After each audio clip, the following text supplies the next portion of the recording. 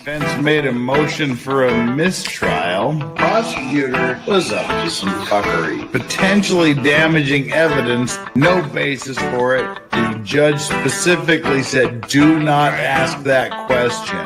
Do not use that as evidence.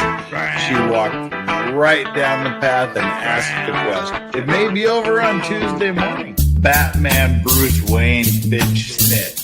Gerald Brooks, your constitution does not apply to me because I'm a sovereign citizen, a traveler on the land, I'm the Moorish Empire or whatever, bitch snitch. Because they're so fucking absurd. If you want to be a sovereign citizen, just do yourself a favor first. Go to YouTube here and just get every sovereign citizen that's ever been before. Find me one that won. God dang, you're right. Don't go down this. It's not the path. Don't have time for stupidity. Some clever dick on the internet didn't find the great loophole in all of the world's law. Bitch snitch. God dang, you're right.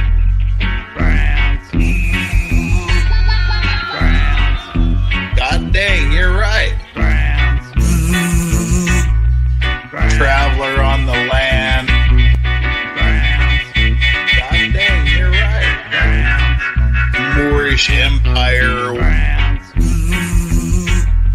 Traveler on the land. Bitch snitch. Moorish Empire. God dang, you're right. Traveler on the land. Bitch snitch. The late evening U.S. people. What do you got? I think I can prove to a judge that both of these men had the mens rea. What the hell is a mens rea? It's a legal term the lawyers use. It just means the intention to commit a crime. Okay, come on, let's go. Mens rea? Put the cuffs on him. How could we have gotten mens rea? We take blood? Can you do it without taking blood? We both use condoms. How is this possible? I want to see a doctor. Can I have an independent blood test? Money! I feel sick. What are you doing? Mens rea! Oh! Oh! My God! No! Everything that guy just said is bullshit. Ape has never killed ape, let alone an ape child. Into the mud, scum queen! Hey, good morning, good afternoon, good evening, good night, everybody. Whoever you are, wherever you are, whatever you're doing, whoever you're doing it with, however good you feel, why you're doing it in the first place, however many times you're going to do it. I don't really care. I'm just glad you're doing it here with me. Legal Vices on this little channel we call Legal Vices. What's up, my dude, says Flux. What's up, my dude, Flux? Hope we're all here. We are all ready for the conclusion of the LEILANI Simon trial that will play itself out over the next couple days here. Today, we're going to be watching the closing arguments from the prosecution. That's what we're going to be focusing on today, and we'll be watching probably the defense and a little bit of the prosecution's rebuttal, if any, on Friday, and then on Monday we'll watch the verdict and whatever else is related there too. And tomorrow, Thursday, is U.S. Thanksgiving, so there will be no show. We'll give you a rest from that. So you got a day break tomorrow to spend time with your family, sleep in, do whatever it takes. And just to remind you all, today is day 66 of the streak, keeping the emotional support potato pig dogs alive. Well, that sounded weird. The streak for keeping the dogs alive is what it sounded like. If we don't get it, the dogs are finished. It's over for the dogs. We are keeping the doggo cam streak alive. That's what I meant to say. Will we get there? Will we reach day 67 is entirely up to you. But today is day 66 of the emotional support potato pig dog cam. We had 66 days in a row. It was fun, and it was funny around 24. Now it's like awesome. We're going to hit triple digits, I hope, right around the end of the year. Could be New Year's Eve if I calculated correctly, which I probably didn't because lawyer math. But anyway, today is the closing argument by the prosecution. Day 66 of the emotional support Potato Pig Dogs. If we want to unlock Nick Staro's clients, the two pig dogs, then you know what to do. Get us down that path, and we'll take care of it. And mind you, no day off. No stream tomorrow. Day off for you. Day off for me. There will be no F-It Friday stream per se this month. But we might do an alcohol-laden Lego build or something this weekend. But keep that in mind if you're feeling particularly generous and want to make up for days off and no F-It Fridays, which, there's no reason to. It's entirely up to you. Just think about it. Anything that you want to send, super chats, Venmo, PayPal. No, not PayPal. Don't listen to me. Super chats, Venmo, Cash App, or Zelle. They're all there. They're all scrolling across the bottom of the screen. They're all being put up by the mods, and they're all down there in the links. We'll read them when we can during breaks in the trial, natural breaks in the conversation and whatnot, and they will be acknowledged. So that is, you're guaranteed 100% to get your chats read. So that's the way to do it. All right, peeps. I think we've got I called you peeps. You youngsters should call each other peeps these days. All right, my fellow viewers, my minions.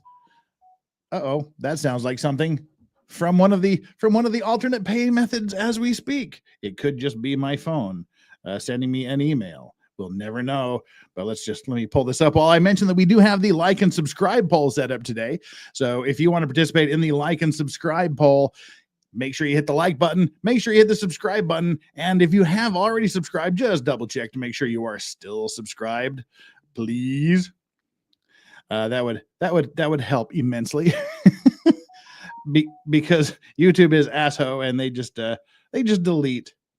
They just delete people. Yeah, here we go. It's Venmo. And over on Venmo, we have E.G. Emily. What's up, Emily? Hey, Jeff, let's go. Doggo Cam, the $5 coming in through Venmo. Thank you so much for the Venmo chat, Emily. And not to be outdone, we have over here on our little old YouTubes, we've got Matilda, as always, checking in first from the Netherlands. Matilda with the €2 super sticker. What's the super sticker? It's a little Sheena Ibu dog with hearts exploding out of its butt, it looks like. Thank you very much for that, Matilda. And next door in Sweden, we have Nick Staro with the 50 sexy monies. Doggo Cam, give us Potato Pig Dog Cam. Yoda is over here, and Yoda, as if you followed yesterday, Yoda is having some ear problems. They had to drain a bunch of blood from Yoda's ear because they burst a blood vessel in his ear. They drained it; it's full again. So it looks like Yoda's going to be down for some surgery next week. So it's a simple surgery, they say, just a quick slice the ear open, cauterize the blood vessel, and there you go. So they said it's a very, very simple, very, very simple thing. So we'll see. But that's the way it goes, folks. Excuse me while I hyperventilate myself. Excuse me while I cough. So as I was saying, the like and subscribe poll today, how long do you think it'll take the jury to reach a verdict in this case? Once it goes to the jury in our time, they've already reached their decision in the real life, but in our time, once it reaches the jury, how long do you think it'll take for them to come back with a verdict? 51% of you so far say less than 2 hours. 32% of you say 2 to 6 hours. Only 3% of you say 7 to 10 hours. And 14% of you say, don't know. Judge can't tell time. That was something that was a little worrying that we watched yesterday. They were talking about times for doing something, what time to quit or whatnot. And the judge looked at the clock and said, I don't know. I can't tell time on that clock, or something very similar there too. We're trying to give her the benefit of the doubt. Maybe her bifocals were left at home or something. Maybe she couldn't see that far away. Maybe the clock was turned the wrong way, so she couldn't exactly look at it. But the way she phrased it, I can't tell time on that clock, or I can't read time on that clock. Something very similar to that leads us to conclude that she might not be able to tell time on an analog clock, which is kind of scary. So that's our fourth choice there was don't know how long it'll take because the judge can't tell time. Kate Monstrous with the $5. Get well soon, Yoda. Yeah, Yoda's just sleeping over here like always. But we'll get that taken care of. We'll get Yoda all surgeried up and patched up and taken care of as soon as possible. All right. Well, that's really all we need to get out of the way before we jump into the prosecutor's closing arguments today. Again, as always, thank you so much for kicking us off with the super chats, putting us down the road. We are about almost a quarter of the way there. Not quite a quarter of the way, but almost a quarter of the way to day 67 of the Emotional Support Potato Pig Dog Cam. And we'll see how far we get. We'll see if we keep the streak alive. Let's go, shall we? Unless anybody else has any other money to throw at me, we're gonna head on over. That was so crass of me. How crass! I'm a professional. Right. Let's bring on up the LEILANI stream. This is Georgia versus LEILANI Simon, accused of murdering and dumping her child in a dumpster, which was taken to a landfill, which was crushed by a garbage truck, taken to a landfill, and then 3 days under the gigantic studded spike tires of an earth compactor. Today is the closing arguments for the prosecution, and that's where we're gonna start off, I believe. And hello, Strawberry has just joined the picture, so expect barking. Let's go. Put myself where I belong. Pull up. We have the closed captions on. Let's see. Yep, we got the. Do we have the closed captions on? Are there? There we go.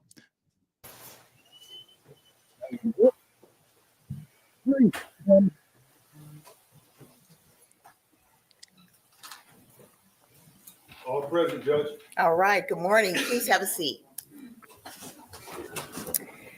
Welcome back. Thank you for your work, your attention, the energy. We're at that stage now where we will hear closing arguments from the state as well as the defense. After closing arguments, the court will give you instructions at that time. So at this point, though, I'm going to turn to the state to begin. Last Monday, during opening statements, I made a couple commitments. All right, these are very basic commitments. I told you that the evidence was going to show that the defendant killed her beautiful baby boy, threw him in a dumpster, and lied about it a whole bunch of times while law enforcement picked apart her multiple ever-changing stories and ever-changing story. Now, what did the defense tell you that the evidence was going to show? The defense told you that this case was going to be about rumor, speculation, gossip, innuendo, words like that. What happened after that? Well, what happened after that is that you heard from almost 40 witnesses and received almost 100 exhibits, close to 100 exhibits, all of which lead you to the inescapable conclusion that the defendant did, that she killed Quentin and covered it up. Now, that presumption of evidence, or presumption of innocence that the judge told you about at the beginning of the trial, that is gone now. That is a frame of mind that you have to adopt at the beginning of a trial. In fairness, the presumption of innocence is not gone yet. Technically, you have to maintain the presumption of innocence until you are given the case and deliberations begin. So, yeah, a little bit of a quibble with what the prosecutor said there, but essentially what he's meant to say was the evidence has been presented. Now is your time to weigh the evidence and come back with a verdict. So that you don't prejudge the case. Everybody's entitled to that. All of us. Right? But it is gone now. Every witness we call, every exhibit we introduce, every bit of evidence that you see is chipped away at that presumption, and you no longer have to presume her innocent. And you should not presume her innocent. She sits before you right now proven guilty. Most of the evidence in this case was anything but rumor. All of it really was anything but rumor, gossip, and innuendo. Most of it was surveillance footage, GPS data, DNA, and so forth. We did call a couple of people that knew this family, knew the defendant, saw how she interacted with Quentin. They basically told you that she hated him.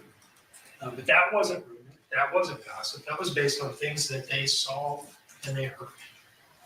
So I'm going to talk to you a little bit about what the evidence in the case shows and how the law applies to it.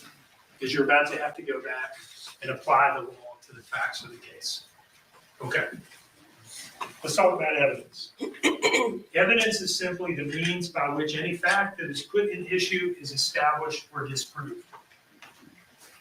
Evidence includes all of the testimony of the witnesses and any exhibits. You know, sometimes you'll hear people say stuff like, well, there's no evidence, there's just a bunch of people came in and said some things. Testimony is evidence. Everything that you've heard is evidence. Well, again, one thing I would clarify is not everything they've heard is evidence. There's two things that they've heard and are hearing that are not evidence. One, the opening statements given by the prosecution and the defense are not evidence, nor are the closing arguments given by the prosecution and defense. Normally, the prosecutor will make that very clear and say, what we're telling you now is not evidence. And the defense should say the same thing. What we're doing right now is not evidence. You don't base your judgment on what we're saying now. We're just making arguments about the evidence. So technically, again, prosecutor, it's another little minor strike against you. What you're saying now is not evidence, and what they heard during opening statements is not evidence. And it all cuts against her. Evidence can be direct or circumstantial. Direct evidence is, I see my 5-year-old son under his bed eating candy in the middle of the night. That's happened. Circumstantial evidence is, I don't see it, but I find the candy wrappers the next morning. They weren't there the day before. And when I ask him about it, maybe he tells me a story about how it was actually his friend Misty. And my fat husband, Legal Vices, wasn't home to hide the candy wrappers and blame it on the kid. That you may give to either direct or circumstantial evidence. It's all evidence, just the same. Now I'm going to start with the 204 trip as I go through the evidence and what it shows. Okay, everybody knows about the dentist, and going to Cheddar's, and picking up the kids and everything. We don't need to start the 204 trip, not to be confused with the 304 trip. Start with the 204 trip, because this goes directly to the state of mind that she was in when she did this. Now she told them, and you heard her say why she went on this trip in the first place, what prompted it. And it was another argument with Danny about how he doesn't pay enough attention to her.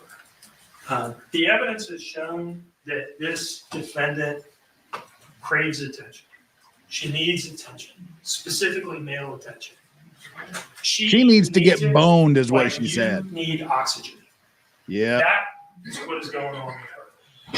Yep, she said that was the thing. That was she was going to off herself before she murdered, before she offed her kid. She was going to off herself because her boyfriend wasn't interested schmexually in her anymore. Her boyfriend wasn't boning her anymore, so she was allegedly going to off herself. But it just seemed like a rant on a video to poor me. Her off herself video. And that's the other thing that they brought up here. I'm sure this is where the tape is going to be with her saying, he doesn't show me physical affection anymore. I need it, which is why she was sending the sext messages and apparently smashing her drug dealer. Little horn dog. Yeah, I was frustrated. It wasn't like an argument. It was more like I don't understand when you don't touch me anytime stuff. So once again, I was feeling worthless. Yep, he doesn't touch me. He makes me feel worthless. The only way I can make myself get away from that and try not to get 100% into that type of mindset is to take off forever. Mm-hmm. She told Bridget Brock the same thing. She literally said she's taking drugs to take her mind off the fact that her boyfriend isn't slipping her the sausage enough. My boyfriend's not riding the baloney pony, so I got to take drugs. He'd probably have to take little blue pills to have anything to do with her at this point. What a horrible human being.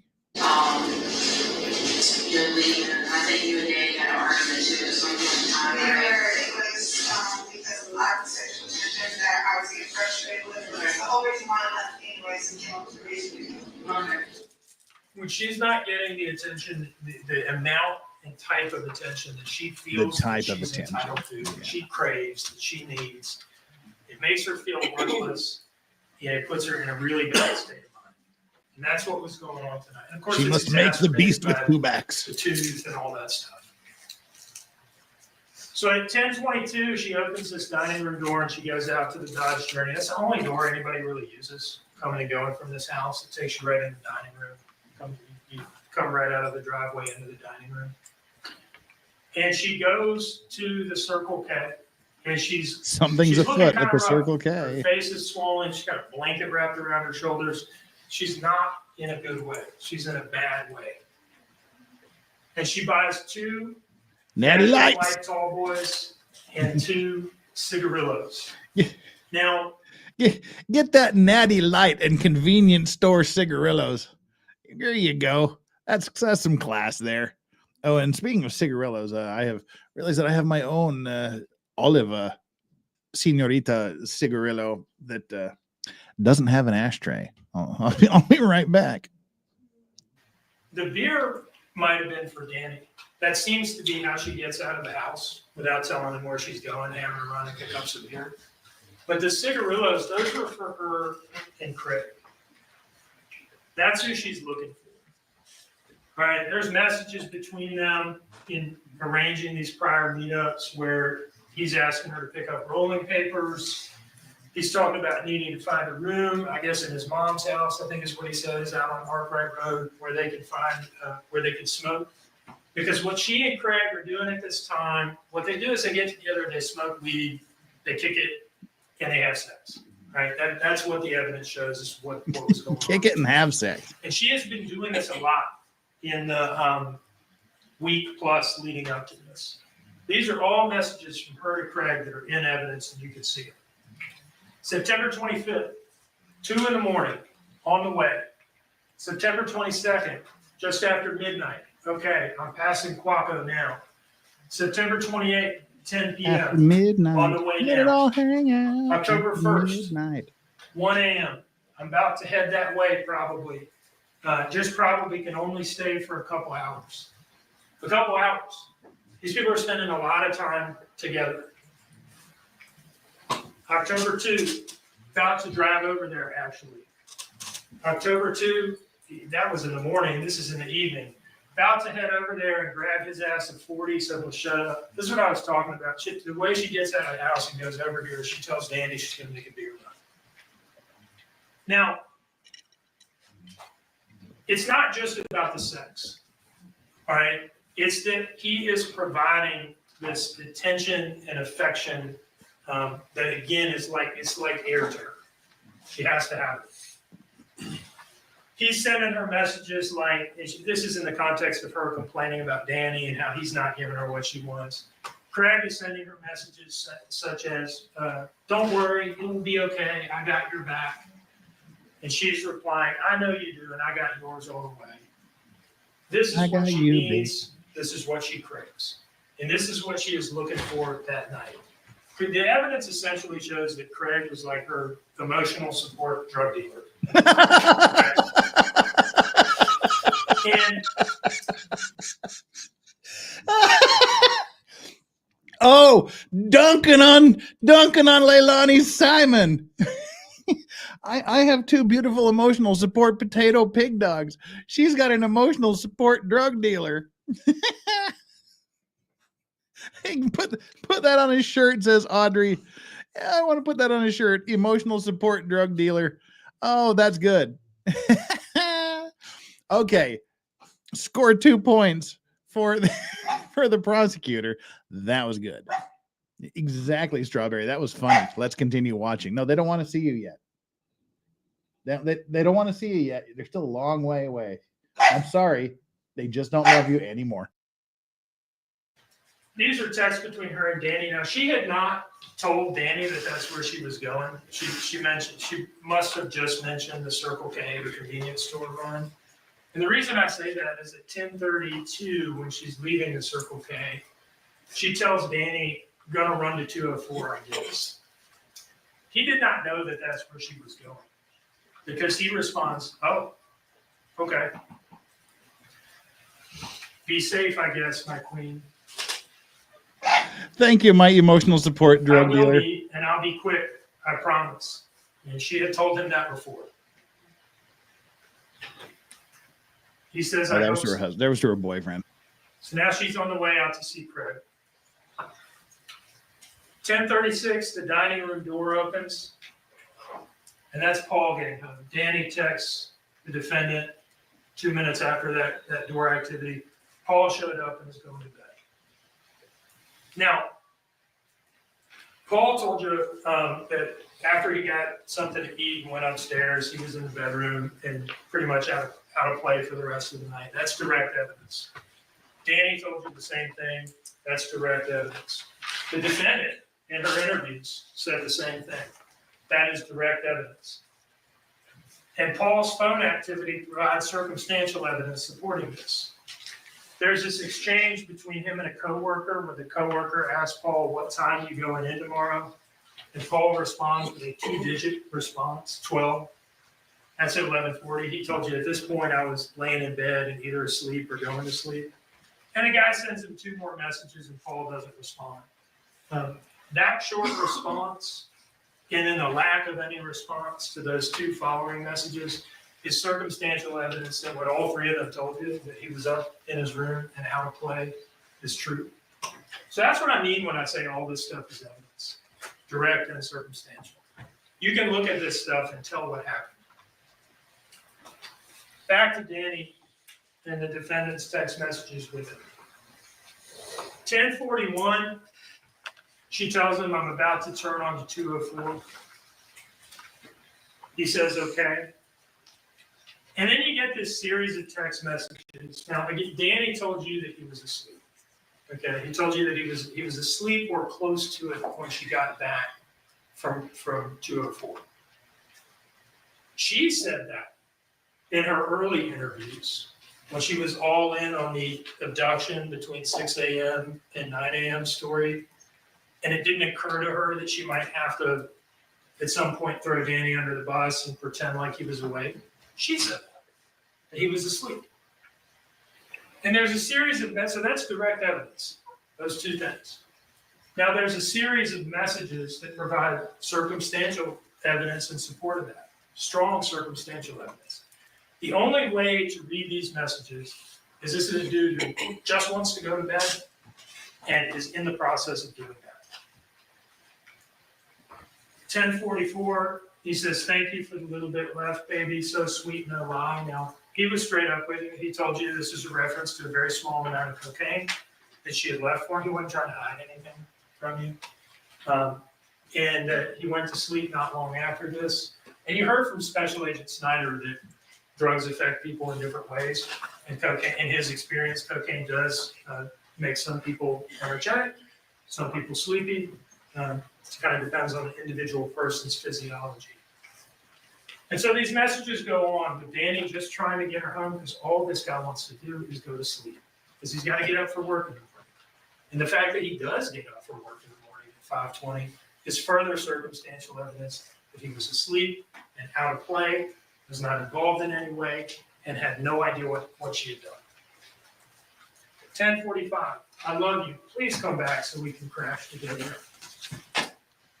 Okay, that was only like 9 minutes after she left. Or not. 10:52. That's like 20 minutes I'm after gonna she eat left. this food and try to stay up for a few. 10:56. I don't want to be tired, or you to be tired either.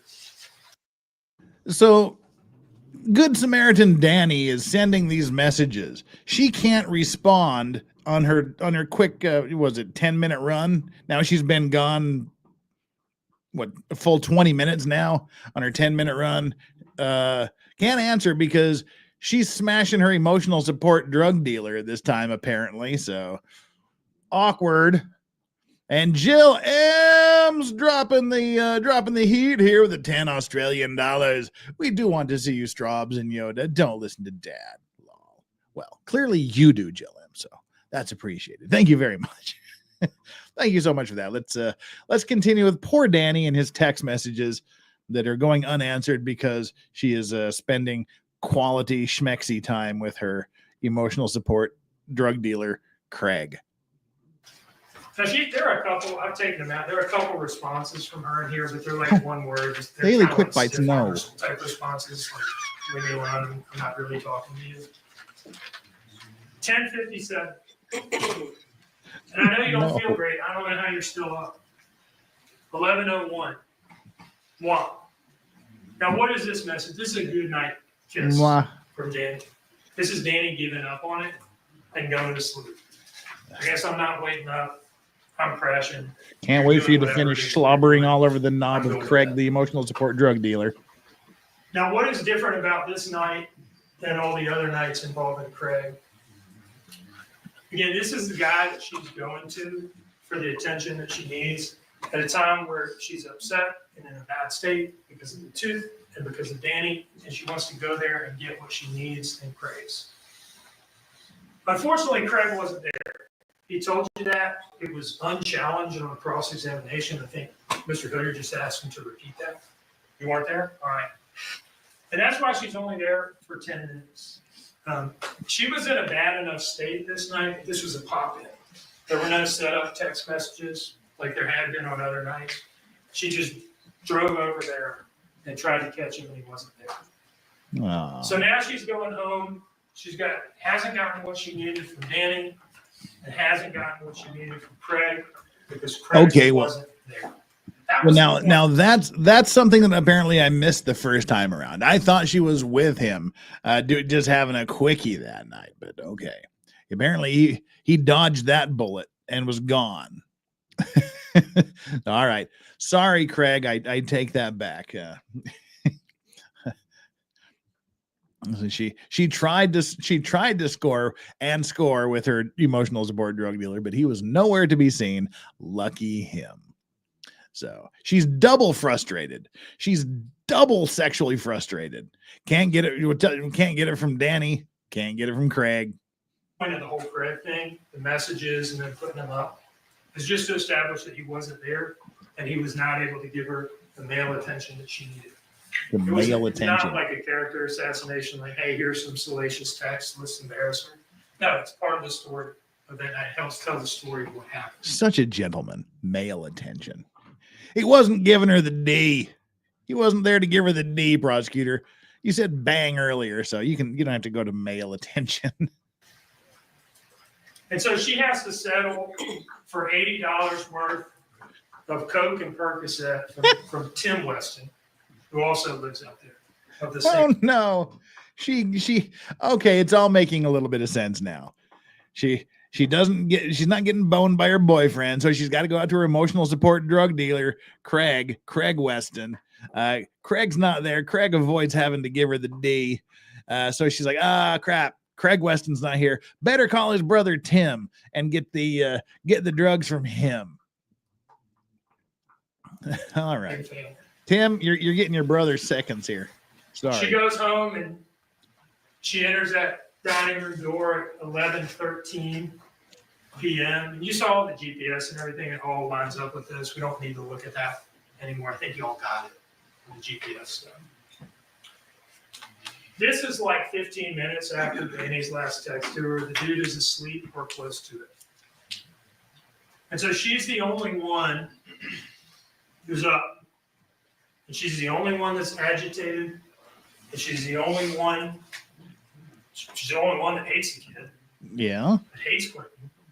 And she's the only one blowing coke all night and stewing about how unhappy she is and how she's a victim And it's all little Quentin's fault. Oh no, I've gone deaf. Is it common for a mother to have resentment or even anger towards her child because of the father or other reason?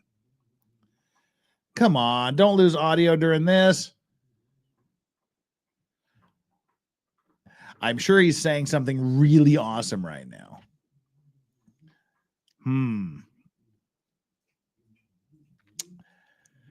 Well, let's fast forward till we get some audio.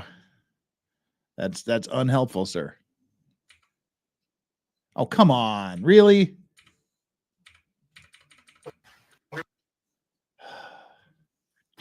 If it's been a good day, it might take me a little longer to flip out.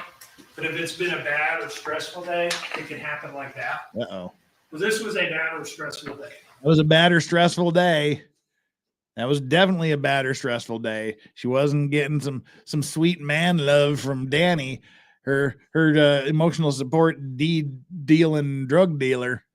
D&D. He's the D&D man. He's the drugs and dick man. Her D&D dungeon master wasn't there, so I had to get some of the drugs from her boyfriend's, well, her paramour's brother, and then comes home all pissed off. And like she said, stressful day. She can snap like that, and she doesn't remember what happens when she's all coked up and snaps, as she previously testified. She had her tooth pulled. She says a million times that she was in pain and couldn't sleep. Oh yeah, she had the stress from the wisdom teeth extraction that day too, where the snap would happen quickly. This is evidence. Another circumstance is that baseline behavioral anger problem,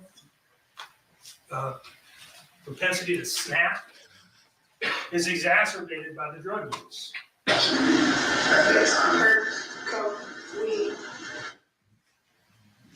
So just before you left, they would take the trash to where you were at. You were on cocaine with Lisa and the Kurtz. Coke, perks, and weed. Perks, coke, weed. Unhappiness, physical pain, discomfort from the two. And check $80. Don't ever say circumstances. glork again in my chat, please. I become angry and impulsive when I'm on it. Angry and impulsive when I'm on it. That's her talking about cocaine. So this is where she was at in that period of time where she's all alone, stewing in her own unhappiness.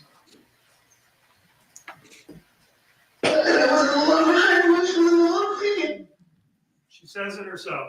I was in a lot of high emotion and a lot of pain. And so it's under those circumstances that, for reasons known only to her, that she does the unspeakable. All right. The judge will tell you that one of the things we don't have to prove is motive. Mm-hmm. And the reason for that is that It it's doesn't really matter. hard to figure out why people do things sometimes. People do stuff that after the fact doesn't make a whole lot of sense, and that they probably wish they hadn't done. So we don't have to prove motive. But it's under these circumstances that she does something unspeakable. And it's literally unspeakable. And that is why she could not bring herself to admit it. Oh, that is a good statement. She did the unthinkable. It was literally unspeakable. So unspeakable. And that is why she could not bring herself to admit it. That was a good line. Another major point for the prosecution there in the closing arguments. I like that. Tell the truth about it. Because it is an unspeakable thing for a mother to kill her child. But we know she did it in part because everything she does afterwards. Her flashlight is on for 20 seconds at 1 and 2 a.m.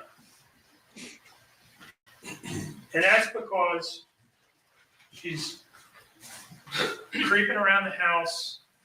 This long route that you have to go to get out this living room door. It's the only time anybody ever uses the living room door. That's her taking Quentin's body out to the car. And she's using that door because it's the furthest one away from Danny, less likely to wake him up and have him say, hey, where are you going? And what is that? Oh, see, this is the thing. This is what you don't want to imagine that people are capable of doing. Your brain doesn't want to conceive of a world in which a mother who's coked, perked, and, well, weeded out of her mind. The reefer madness got her. It was the reefer madness. The perked and coked out of her gourd. You don't want to imagine a world where this drugged out mother is just pissed off at the world, angry that she can't get the bone from anybody. So she takes and somehow murders her 20-month-old child and then sneaks out of the house using a faraway door so she doesn't wake up her boyfriend, who she's going to soon climb back in bed with and pretend that nothing happened. This is literally where your psyche rebels against you. And you kind of almost want to find someone like this not guilty because you can't conceive of this happening in a real and rational world. But then you have to look at the evidence and go, okay, there are monsters. There are evil things in this world. Wow. That you're holding in your arms. So she goes out and she puts Quentin in the car. She goes back in and out a couple times at 107 and 110. She's going to want to get some shoes on, get her wallet, because she's very careful about not getting stopped by the police and not drawing any attention to herself on this trip. That brings us to the second trip, the Zelle trip. The trip to the dumpster. Now, she would eventually say, when they kind of pinned her down and said, look, we found Quentin now, so we know that you put him in the dumpster because we know where the dumpster went and all that. She would eventually claim, look, I was just so messed up, I don't remember anything. Totally ridiculous claim, especially when you look at what she was able to do and how she was operating that night. It was all very calculated, right? At least the aftermath, right? 113, she plugs her phone into the charger in the car. She's able to do that. At some point in here, she drafts a text message to Danny saying, getting some Orajel. Right, the cover-up starts right away. Getting some Orajel. Now, that message is never sent. That's probably because she made the calculation that, look, that's more likely to make his phone ding and wake him up and draw more attention. I just won't send it, and I'll bank on the fact that I can get out and back without him ever waking up, which is what happened. Unfortunately for her, they were able to find this in her phone. So she knows what she is doing. This is calculated.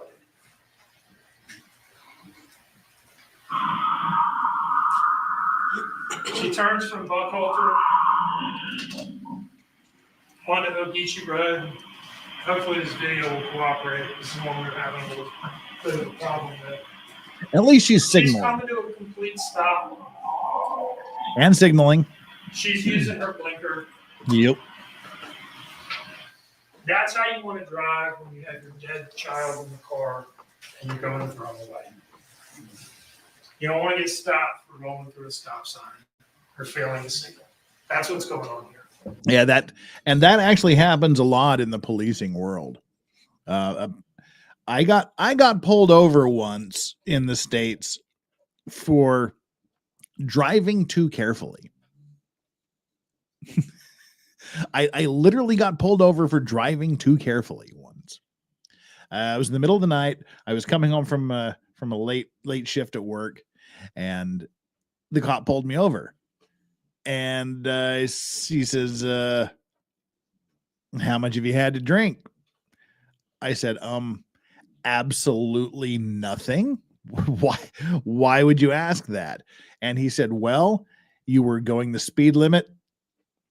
You came to a full stop at 2 stop signs, and you were staying close to one side of the lane. And I said, well, okay, so what is that? What does that have to do with it? And he said, that's a sign that they use to catch a lot of drunk drivers or people that are, trafficking drugs and things. They're overly careful about keeping the laws, keeping the traffic signals, keeping the stop signs so that they don't draw attention to themselves.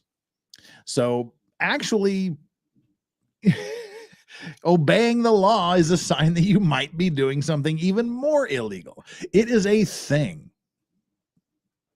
Exactly, Johnny Osprey. That's what. And it's like, well, crap. Sorry, I guess I'll have to make some traffic violations. But so what he's saying is not just some sort of made up weirdness. It's a thing. Not only does it show that she doesn't want to get pulled over, it also shows that she's not as effed up in the head as she's trying to let on. Not that that would be an excuse. Speaking of people that are definitely not effed up in the head, it's Adara the Wholesome with the $5 super chat, which says, do they make harnesses for emotional support drug dealers? Like HIVs? What? Oh, high-vis vests.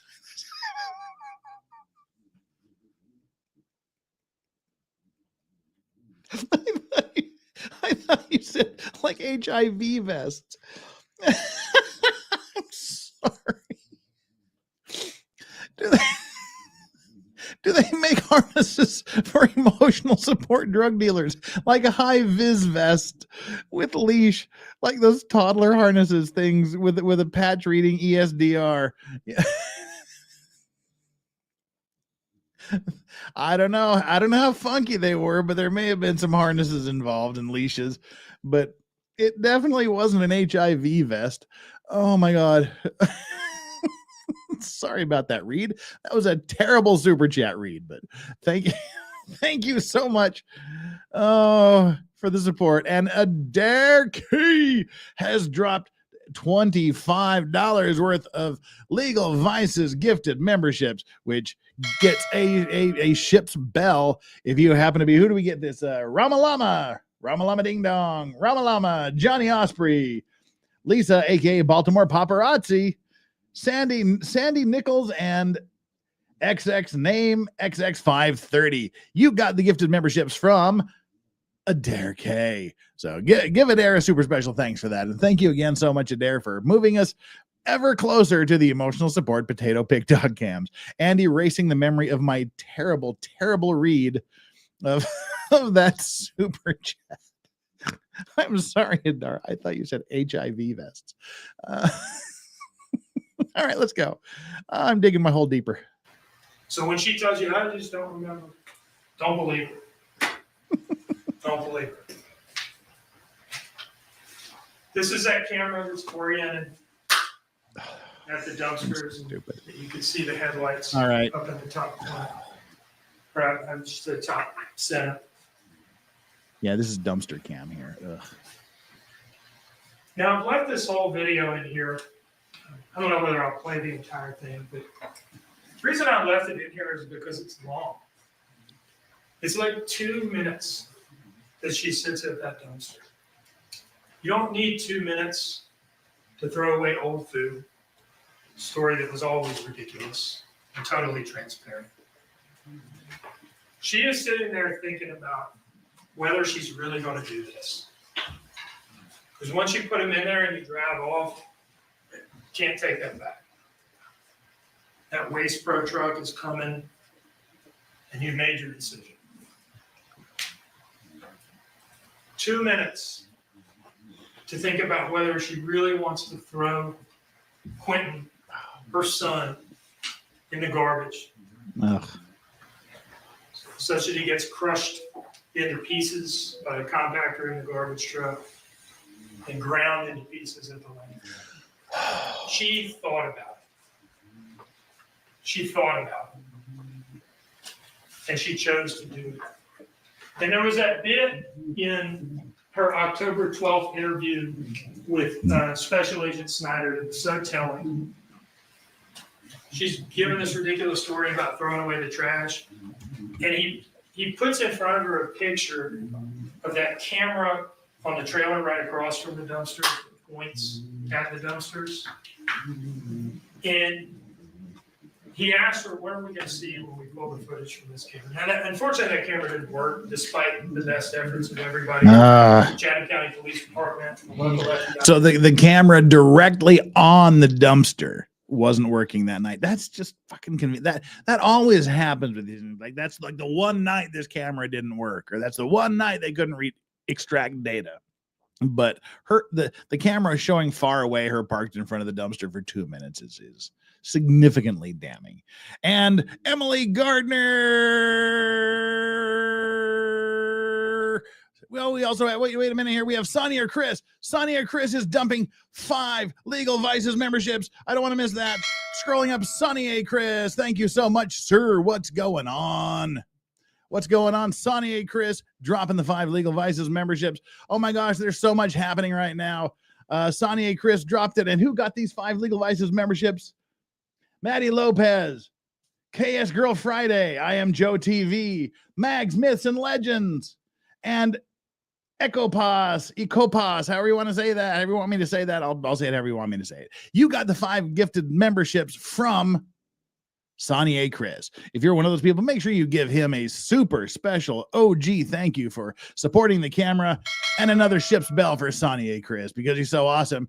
And holy garbage cans, holy dumpsters, holy whatever you want to say. I got a situation here. Hang on. I have to get rid of the remainder of the delicious old fashioned I had, because Tease Tea has, holy crap. I was just about ready to have to do some math to see if we'd unleash the emotional support potato pig dog cam for day 67, but Tease Tea, a huge supporter with $100 super chat, release the hounds. We need the emotional support potato pig dogs. Stay away from the emotional support the emotional support drug dealers, y'all. Happy Thanksgiving, everyone. Happy Thanksgiving to you too, TST. And in line with our normal procedure, hang on. In line with our normal procedure, the straight up Hundy that gets a super special cheers to you.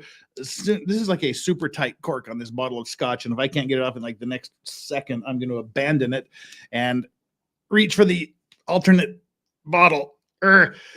TST has just done the thing. There we go. Got it off. A super special cheers. Thank you, Tease Tea, for the $100 super chat. And conclusively, beyond a reasonable doubt, unleashing the emotional support potato pig dog cam. Thank you all. Oh, I forgot that's a high proof whiskey there. Oh, thank you so much for that. Appreciate the support. You are super awesome. Everybody that has got us to this point in unleashing the emotional support potato pig dogs. And not to be denied time in the sun, Stringer Bell has sent $5 on Venmo saying, "We love strawberry." Thank you so much, Stringer Bell.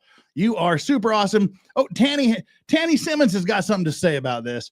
Tanny Simmons says, "Good morning, y'all. Leilani is a piece of shit who deserves everything coming to her. However, when I watch these trials, I'm always reminded the only word to utter to police is lawyer."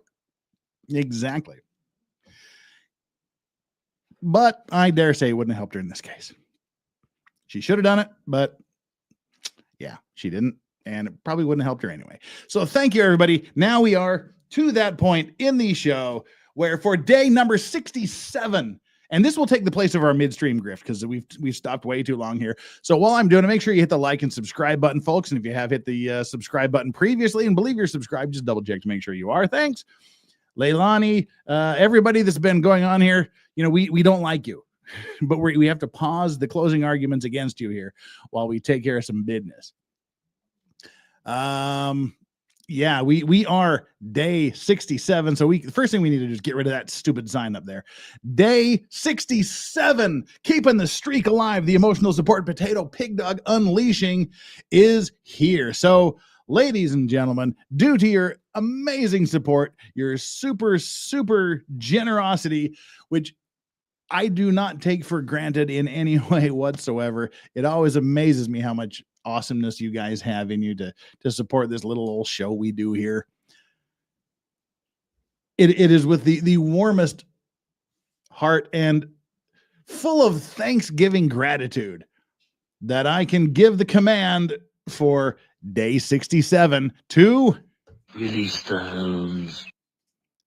And there is Yoda, who will undergo surgeries at some point in the next several days to have a burst blood vessel in his ear cauterized to relieve the pressure that's annoying him.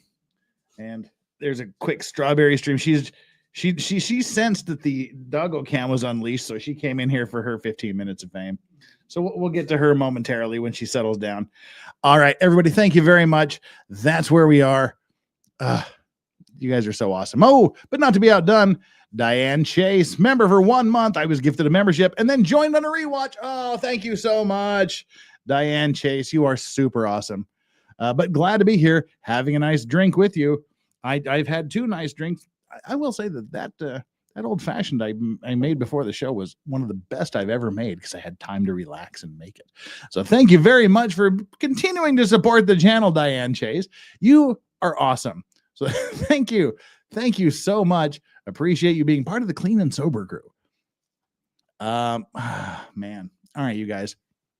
Much love and respect and gratitude to all of you. Let's get back to putting the final nails in the coffin of LEILANI Simon. And oh, by the way, before we get back, let's check our like and subscribe poll, which we have here. The like and subscribe poll today is, how long will it take the jury to reach a verdict? The numbers are kind of similar, or pretty similar to what we had at the beginning of the show. So an hour's gone by and not much has changed. 2% of you say it'll take 7 to 10 hours to reach a verdict. 13% of you say don't know, the judge can't tell time. She may actually not be able to based on what she said last show. But anyway, 36% of you say 2 to 6 hours, and 50% of you, a full 1 out of every 2 of you, say less than 2 hours. So let's continue and see how that changes over the next hour or so while we complete the prosecution's closing arguments. Let's get it on. My office and the digital forensics analysis unit Quantica just didn't have footage from this time period. It was an interior camera that was not ruggedized for the elements in the technical language of Sergeant Coleman. She doesn't know that. And so she thinks that what she did there was caught on camera. And it's a rare moment of truth because Special Agent Snyder asked her, what are we going to see when we look at that footage? What are we going to see you do? And she tells him, you're going to see me open up the trash, look at it, close it up, and put it in the dumpster. Tie it up and put it in the dumpster. And he asks her, it's a sensible question, why? If you're just throwing away old smelly food, why do you need to look at it? She doesn't really have an answer. What she was doing was looking into the face of her dead son, Quentin, one last time, and making a conscious decision to tie him up and throw him away like a piece of trash. That's what that means. So think about that. Think about that, what that would have looked like in that moment, in that bag. It's easy for these things to become abstractions, the Azalea trip, the Origel story. But think about that. That is a real live child. Well, not anymore. That is a real child in a trash bag being thrown away. Oof. Then she eventually pulls off. When she does that, she commits the offense of concealing the death of another. That's count 4 in the indictment. You conceal the death of another when you unlawfully conceal someone's death in a way that hinders the discovery of whether they were unlawfully killed. And I would say it did hinder the discovery of whether he was unlawfully killed. It took them weeks to find him. And really the only reason to do that is if you unlawfully killed him. I mean, that is a hell of a thing to do. That is a hell of a thing to do. And the only reason to do it is if you have to do it to try to get out of a murder charge. As she pulls out, still driving carefully, coming to a complete stop.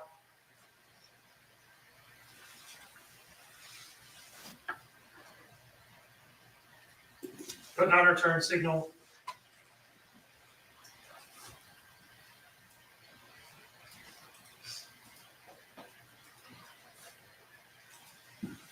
Anybody who's ever gone out to dinner and had 2 drinks and driven home and just didn't want to take any chances knows exactly what she's doing driving like this. That's what I'm talking about, people. That's what I'm talking about. Now, real quick, I know some of you are wondering, what exactly has she been charged with? She's been charged with 19 separate crimes relating to the death of her child. She's been charged with, I got it written down here somewhere. Dang it, where did it go?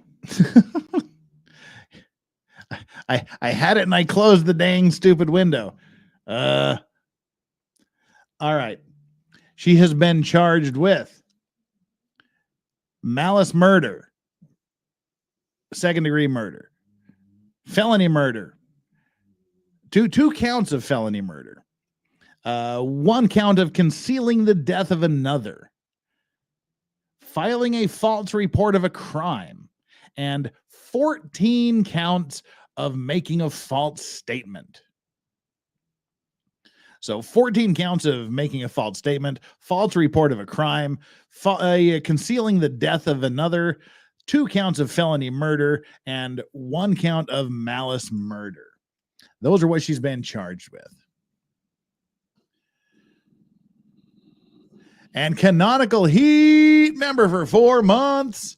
Member for 4 months of the higher bent halos and broken wings tier. Canonical Heat. Thank you so much. Even Strawberry is impressed with that. What are you impressed with, Strawberry? Are you impressed with that? You're impressed. Thank you so much for the support. Thanks, Vices. It's been a wild 4 months. Well, I hope it'll be an amazing 4 more years, not just 4 more months. Thank you so much, Canonical Heat. And also, Canonical Heat, with the Foghorn-worthy gifted 10 Legal Vices memberships. If you got one of those 10 Legal Vices memberships, make sure you give Canonical Heat a super special thanks. That is awesome. Let's see if we can quickly run down this list here. It is Juliet Morgan, Purple Orchid, Sarah Weagle or Veagle, Sherry Yorkie Mom 68, B Can, Michael Drum, Bark, Sarah Beth White, Bark. I was trying to get her to bark after each name. There you go. Chet Manley, Mark Enger, and finally, Triwa Lee Chen. Thank you so much for being a super supporter of the channel and gifting these memberships, Canonical Heat. And if you're one of those people, make sure you give Canonical Heat a super special thanks. That is super awesome. Respect to all of you. All right, let's get back to this witch's testimony here. Oh, she's got the fake tears coming, so let's we don't want to miss any of those. Knows exactly what she's doing driving like this. Trying to avoid any attention.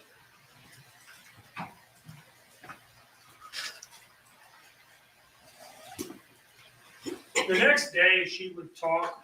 Sarah Boone is being sentenced on December 2nd. Once in this interview that you watched, and according to testimony of Detective Lemons, once when they were outside smoking a cigarette. She talked twice about the importance of the first 24 hours of a missing persons investigation. Nobody knows that by the time it hits tomorrow morning, you've already been past the time when you're most likely to find a missing person. It'll be past after that, you're less likely, right? After the first 24 hours. Now, why does she bring that up twice? She's posing it. Hey, Leilani, fuck off. Now, why does she bring that up twice? She's posing it as like it's something that she's worried about, that if they don't find him quickly, that he'll never be found at all. What is going on here is it's exactly the opposite of this. This is not a fear of hers. This is her hope. All right. She might be calculating. She might be manipulative, but she's not necessarily that smart. Okay. She does not understand. Yeah, she's not necessarily that smart. When a child goes missing, they pull out all the stops. She seriously underestimated and did not understand the capabilities of people like the Chatham County Police Department and Detective Lemons, agencies like the FBI, Special Agent Snyder, Special Agent Solomon, Special Agent Burns, Detective Noble, Jenny Cox. She didn't understand the commitment of people like Officer Zerke to be out there every day looking for Quentin. She did not understand that all of these people were going to care about Quentin, whom they never met, more than she did.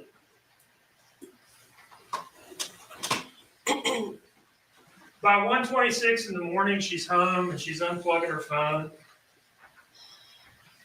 She's going in that dining room door. 1:39, she goes out again. And then there was this, her phone being unlocked from 1:47 to 2:01, a little less than 15 minutes. And I asked Special Agent Burns, could you tell what she was doing on her phone at that point? And he said, gosh, I can't say for sure, but it looked like she was scrolling Facebook based on my training and experience, and he's got a lot.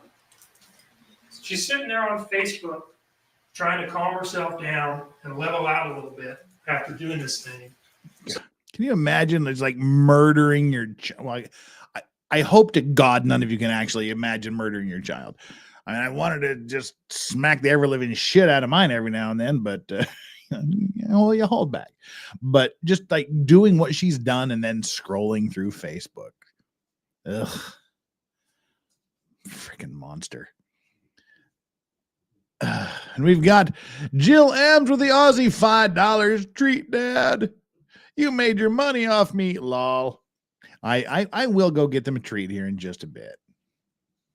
So that she can go to sleep and pretend like everything's normal and further the cover up in the morning. 2:01, dining room door opens again. 2:04, it opens. 2:36, it closes. And here's what she had to say about that. She says that that's because she was still frantically blowing lines, going outside, smoking cigarettes, smoking weed, coming back in, blow another line, repeat the cycle. And so you're doing the cocaine while the back door is open and shutting. Constantly, every time we get one, we go to see me. You want to say that me, I'll say it one is complete and secure.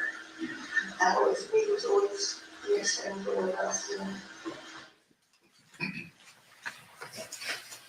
Somewhere in there, she decides that she needs to go in the kitchen pantry or her closet or wherever she was keeping it and grab this rice cereal and spread it around in the car. Yeah.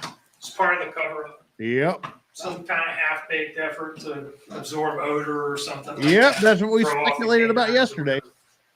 Like I said, calculated, manipulative, not necessarily smart. She said about this stuff that it had exploded in her car more than a month before, and she had cleaned it up, and she had taken it into the house. I'm sorry, but there is no reason for that stuff. I was literally going to say, I'm sorry, but in what realm of existence does that fucking look cleaned up? What, in what world does that look cleaned up?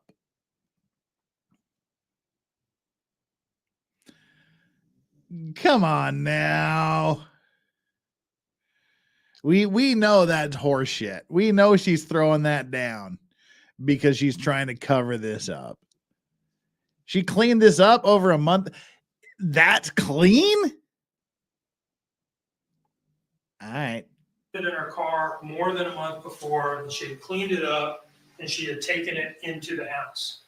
I'm sorry, but there is no reason for that stuff to be out on the tiki bar when police show up in the morning, unless she was spreading it around in the car, either in the middle of the night or in the morning before the police got there. That's what we call a clue. Clue. She knows what she did. She knew what she did at the time, and she was trying to cover it up.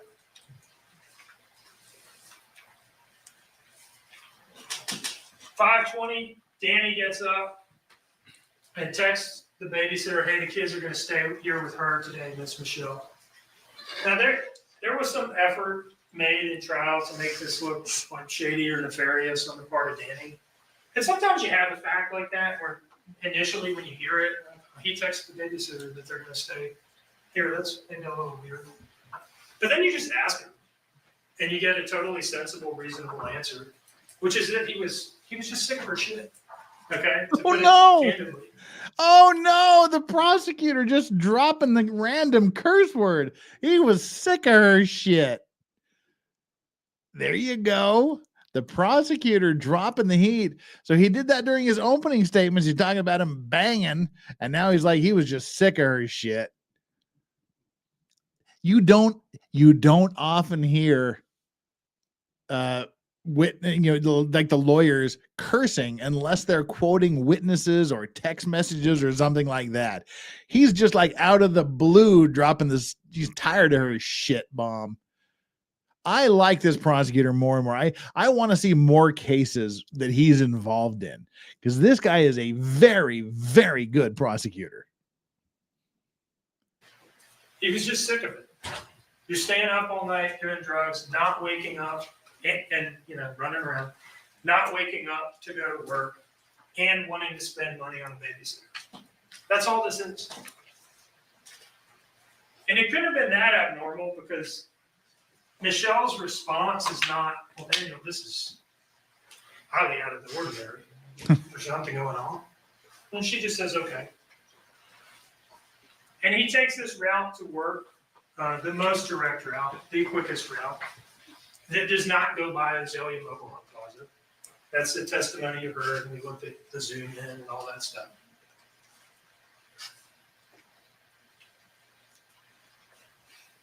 She eventually wakes up, and now it's time to launch the story. And at 9:14, she calls Danny and gives her the whole front door was open, and he's not in his playpen, the abduction story. Danny gets this phone call and runs out of work.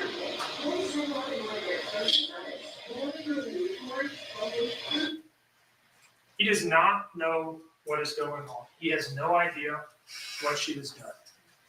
You heard him talk about, and his boss, Dave, corroborated this, that Danny left his North Face jacket and cigarettes there. He would not, you saw Danny.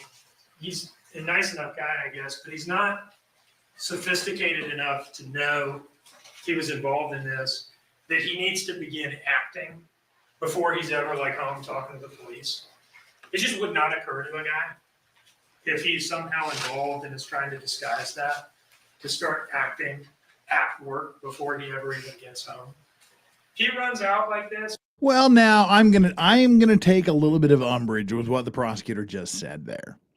Said he's not sophisticated enough to do this. No, it's not that. It's just that he didn't fucking do it. He wasn't involved, so there was no reason for him to act like that. It wasn't like, oh, he's not sophisticated enough to know that if he was involved in this, that should happen. No, I don't like what he just said. He just called Danny kind of simple and stupid. I don't think Danny is simple or stupid. Danny just wasn't involved. He had no reason to fake anything, no reason to hide anything. So, but while we're paused here, let's just give the doggos a little snack, should we? There's a snack for you. Oh, you had that snack. Give it out here. Here you go, buddy. Here you go, buddy. Have a snack. That's from the chat. The chat thinks you earned a snack, you little piggers. All right, that's a snack for the dogs on behalf of the chat. Because he believes what she is saying. He believes what she is saying. He certainly wants to, he doesn't want to believe that she did anything. So he believes it. That jacket was important to him. He was talking about it. He mentioned the brand twice. It's my North Face jacket. My North Face jacket. It's an expensive jacket. He would not have left this thing there with his cigarettes in it unless this is an organic reaction, a real reaction, a genuine reaction to something that he believed. He doesn't even clock out. Dave Mullins told you that this little triangle up here means that somebody had to manually clock him out. And Dave also told you that he saw him in the parking lot and he was visibly crying. That is real. All of this. Danny told you that he didn't know. That's direct evidence. This is all circumstantial evidence that strongly supports that. There is no reason not to believe him when he says that. 6 or 8 minutes into that phone call, I think it's 8, she opens the front door. I told you we were going to see this in the opening statement, and you did. She's on the phone with him saying, the front door was open and Quentin's gone. Meanwhile, she's opening the door and staging the scene. And she wanted to say in those interviews, well, the front door sensor is not working. How do we know? Yes, Tanny. Piggers with. How do we know that that data is reliable? Well, again, the police work in this case was phenomenal. Detective Noble told you he sat down with those records that he got from ADT, and he pulled up the body-worn camera footage for the police officers that responded to the scene. And he looked at the timestamps on the body-worn camera to see when they were opening the door and seeing how firm it was. I think Lieutenant Foster talked about that. And he cross-checks those timestamps in the ADT records. That's evidence. That door sensor was working, and this is exactly what it looks like. This is part of the cover-up. She should have opened the damn door before she called him. Finally, at 9:39, he's getting mad. He's just dropping the swear words now. We got a shit and a damn out of him. He is legit upset, which of course he has every right to be. He is completely justified in his anger, but you don't see this a lot with the attorneys dropping the curses like this. So we've got a shit and a damn from him already. He ain't taking this thing lightly. She's trying to run out a 24-hour clock. That's how she thinks this works. If they don't find him in 24 hours, he's pretty much gotten away with it. She doesn't want police attention right away. She only calls the police because Michelle comes over there and tells her, like, you really need to call the police. Your child is gone.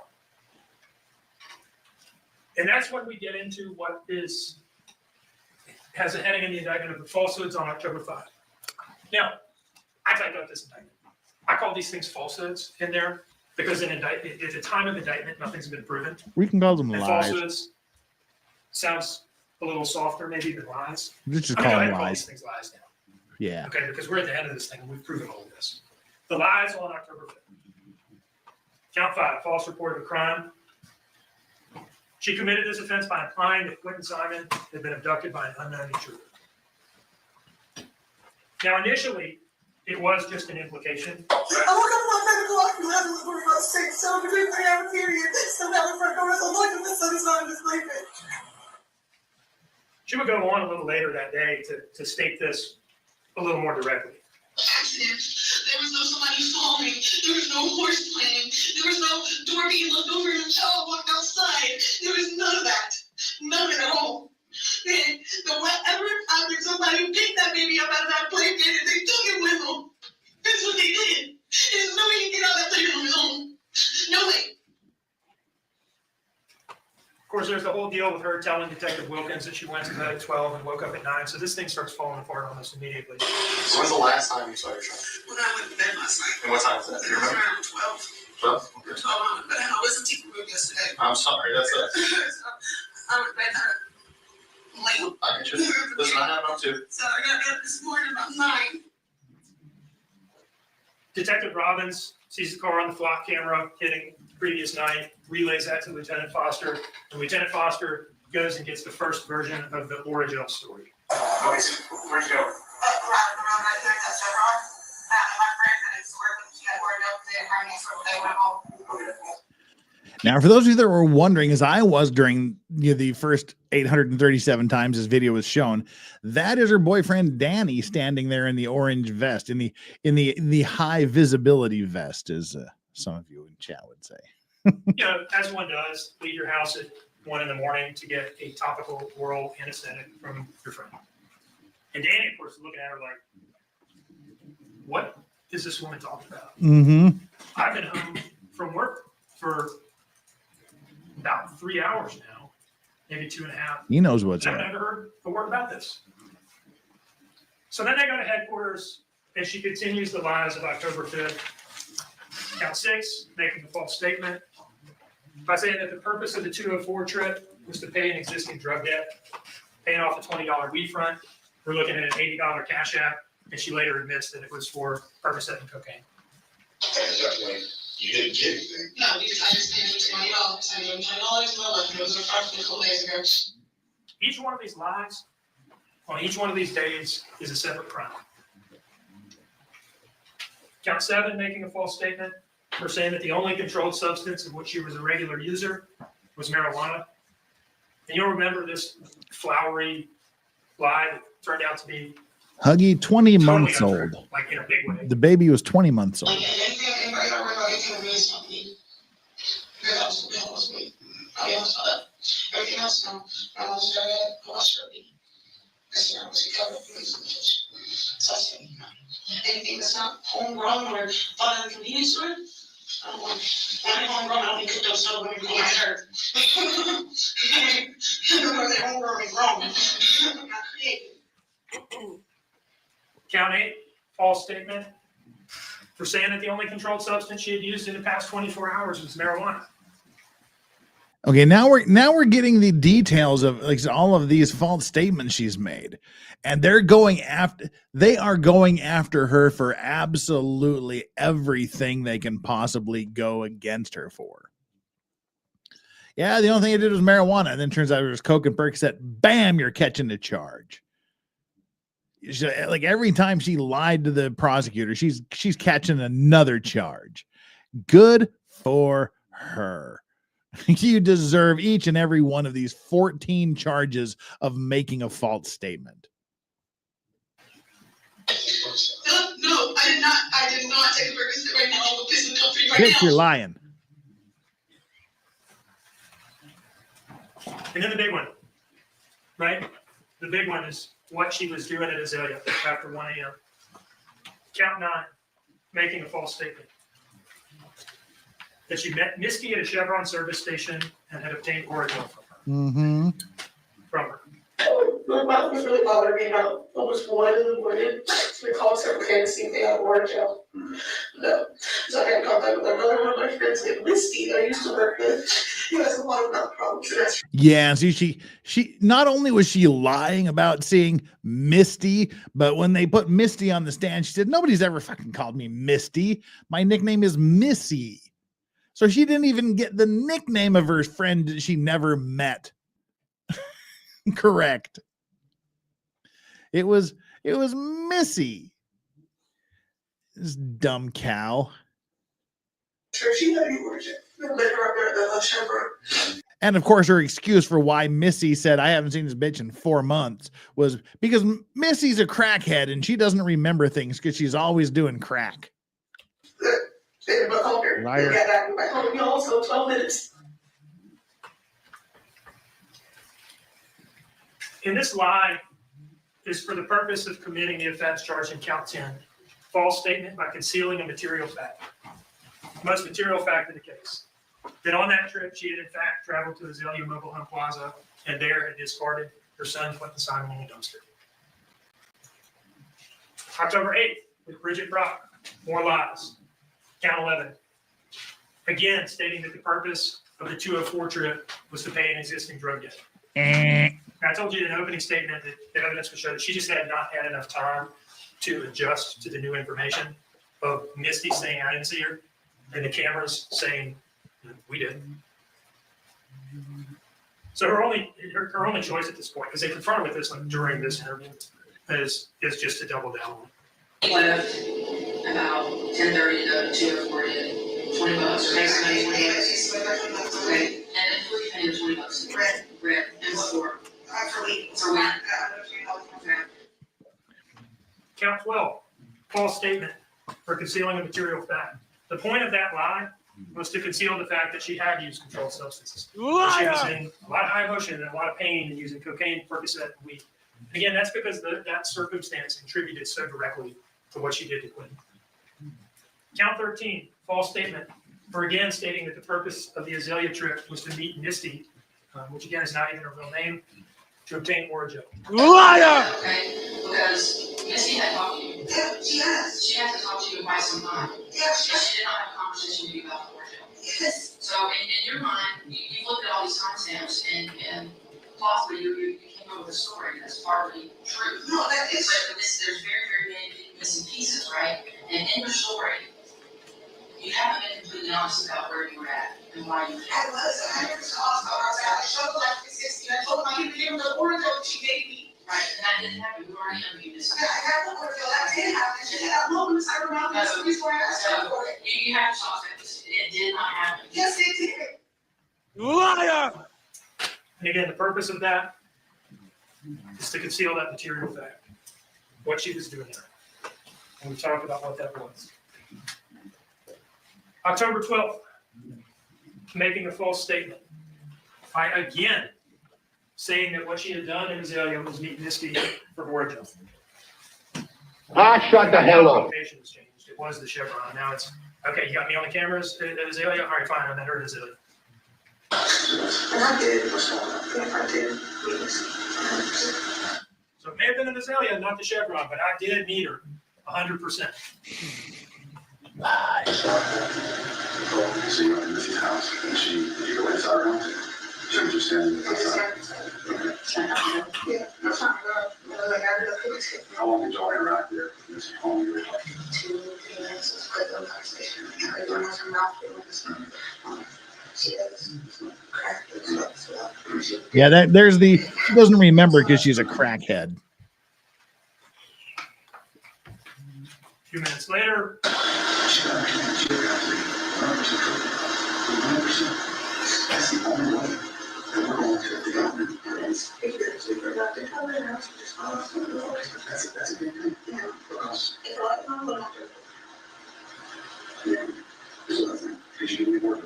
didn't work the other night.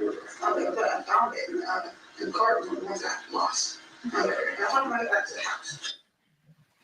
so like 30 minutes, maybe 20 minutes after I did meet Misty 100%. All right, I didn't speak to her, but you know, that's why I went there. It wasn't. Count 16, false statement. For saying that all she had discarded was normal household garbage. Liar! Characterizing her son's dead body, Quentin's little body, the stinky shrimp pasta. Which is just disgusting. I mean, if you think about it, it's just disgusting. Seriously, that always gets me, was the fact she didn't just say I was throwing away garbage. She was literally goes, okay, I knew I threw away my son. I threw away my son's dead body. How can I explain my 20-month-old dead toddler's body to the police? I know. It was stinky shrimp pasta that was rotten and stinking up my car. That has always just freaked me the F out. What a disgusting thing to say. We gave us just a money from the trash bag. She's standing for 6 hours a few days ago, and there's spoiled food mud in my car. And so I pulled around and spit my gas out of the food. Yeah. There's points like shrimp pasta. Yeah. No, like shrimp. Yeah, I was like, this is now. I thought that before I went to go to a 4. You know, I didn't know that before. And I'm like, get out of the car. And I was like,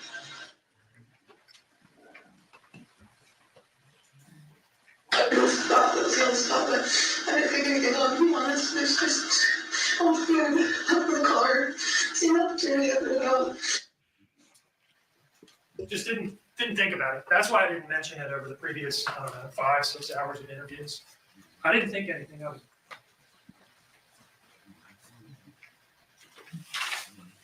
And of course, she's still concealing that material fact that she had discarded her son Quentin Simon in a dumpster, like a piece of trash. October 31st, time to try something new. Danny's left town by this point. Who wouldn't?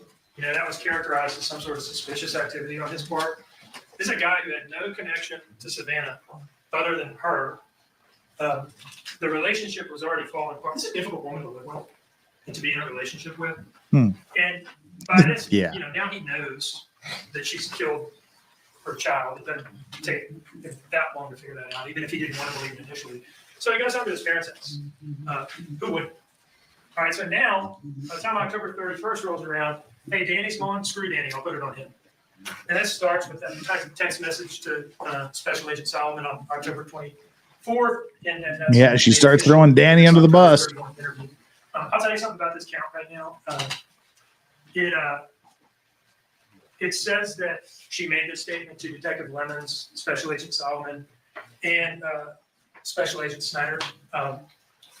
I think the only one who testified about being a part of this interview was maybe Lemons and Solomon.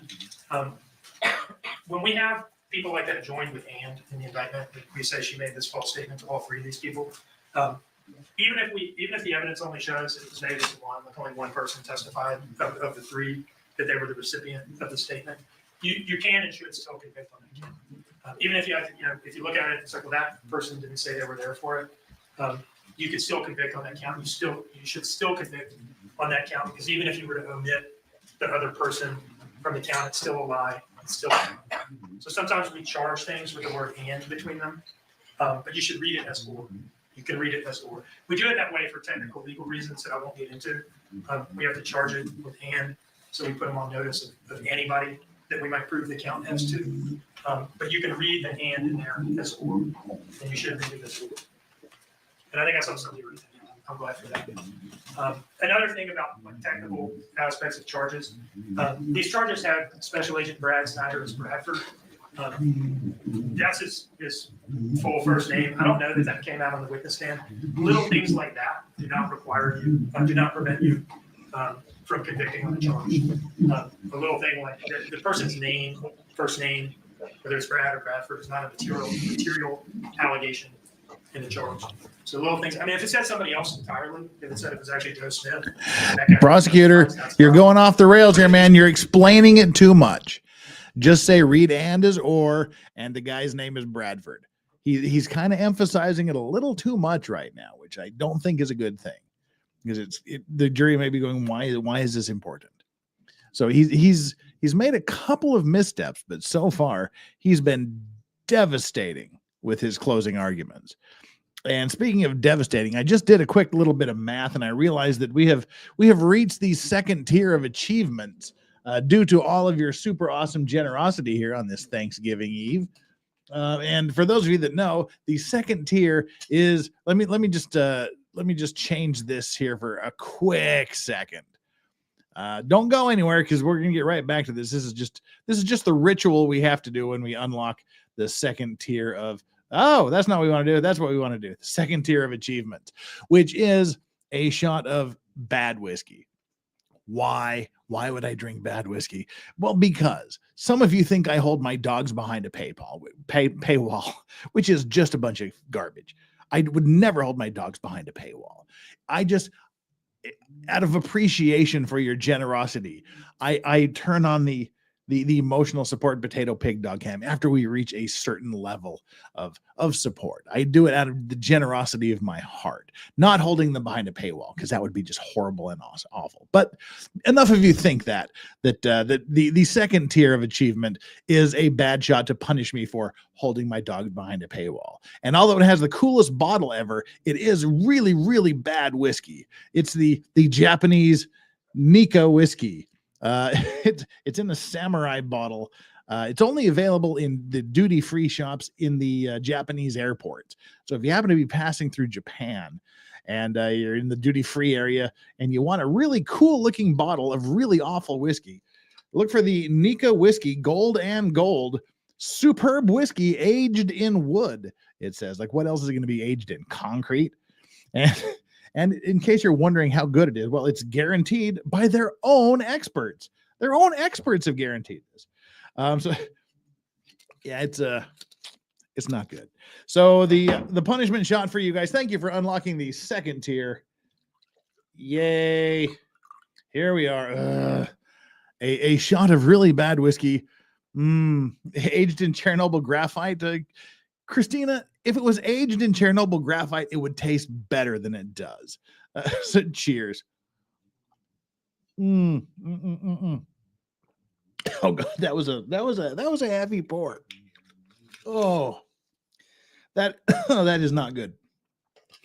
I first opened. This is the second bottle I've had because I bought two of them as bookends. I've had this for like 6 years, and I just now opened the second bottle. A couple of days ago. The first bottle I cracked it open with the U.S. consul that was here in Busan, the U.S. consulate, and we both agreed it was really, really bad. So we thought, hey, we'll mix it with some Coke to make it taste better. It just ruined the Coca-Cola. So the whiskey and Coke didn't work out well at all. It just tasted like really bad Coke. Coca-Cola, to be clear. So yeah, thank you so much for getting to the punishment shot level. All right, I will shut my face now and we will get on. We've got about 30 more minutes or so of the prosecution's closing argument, and then we'll wrap it up. Oh, no, Ian McKenna, do not be mistaken. Japanese whiskey is a very known thing. It is an incredibly delicious, well-known, super famous thing. Just not this bottle. Just not this bottle. If you get into like the Yamazaki 12, Yamazaki 18, you're going to pay upwards of $500 to $1,000 a bottle.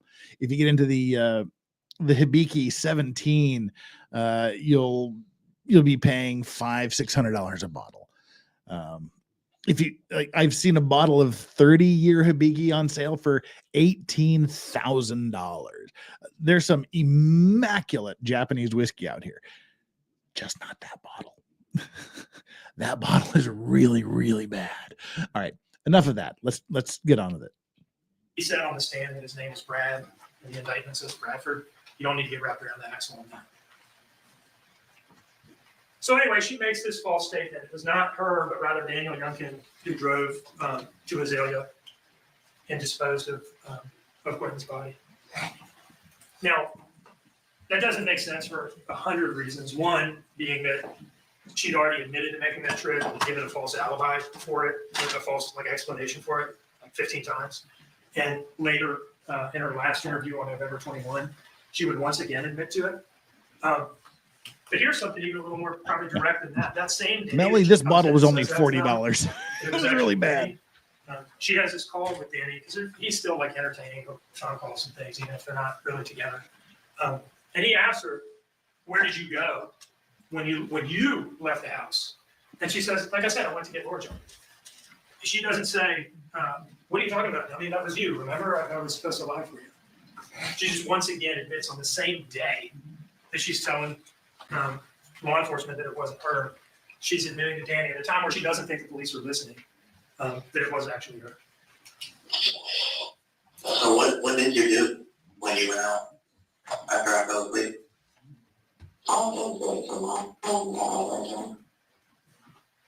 That call is just not going. That call is just not going to sound like that. Therefore, October 31st statement is true. One, Danny's not going to be asking her, "What did you do?"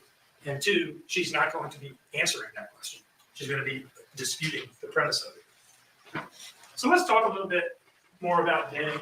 I talked to you earlier about some reasons that you could look at the circumstantial evidence in this case and the direct evidence of his testimony and her statements to know that. But there's some other things. She is telling him the same, throughout this thing, she's telling him the same lies that she's telling the police. And she's lying to him about what the FBI and police are telling her. Why did you lie? I didn't. I did not lie to you about the order. So you made this? Yes. They're not grown back. And they try to say I didn't. I asked them to show me the picture of this girl. Did y'all speak to my phone night? Did you speak to her? Did you speak to her husband? She said, I wanted to. You know, and they said, my husband. Why did you speak to her? Random noise. Nobody ever told her that they had only spoken to Misty's husband. She's lying to them, just like she lied to everybody throughout this case. And if he knew anything or had anything to do with it, their interactions in the hotel room just would not look like this. She would not have to lie to him. She would only have to lie to the police, to the FBI.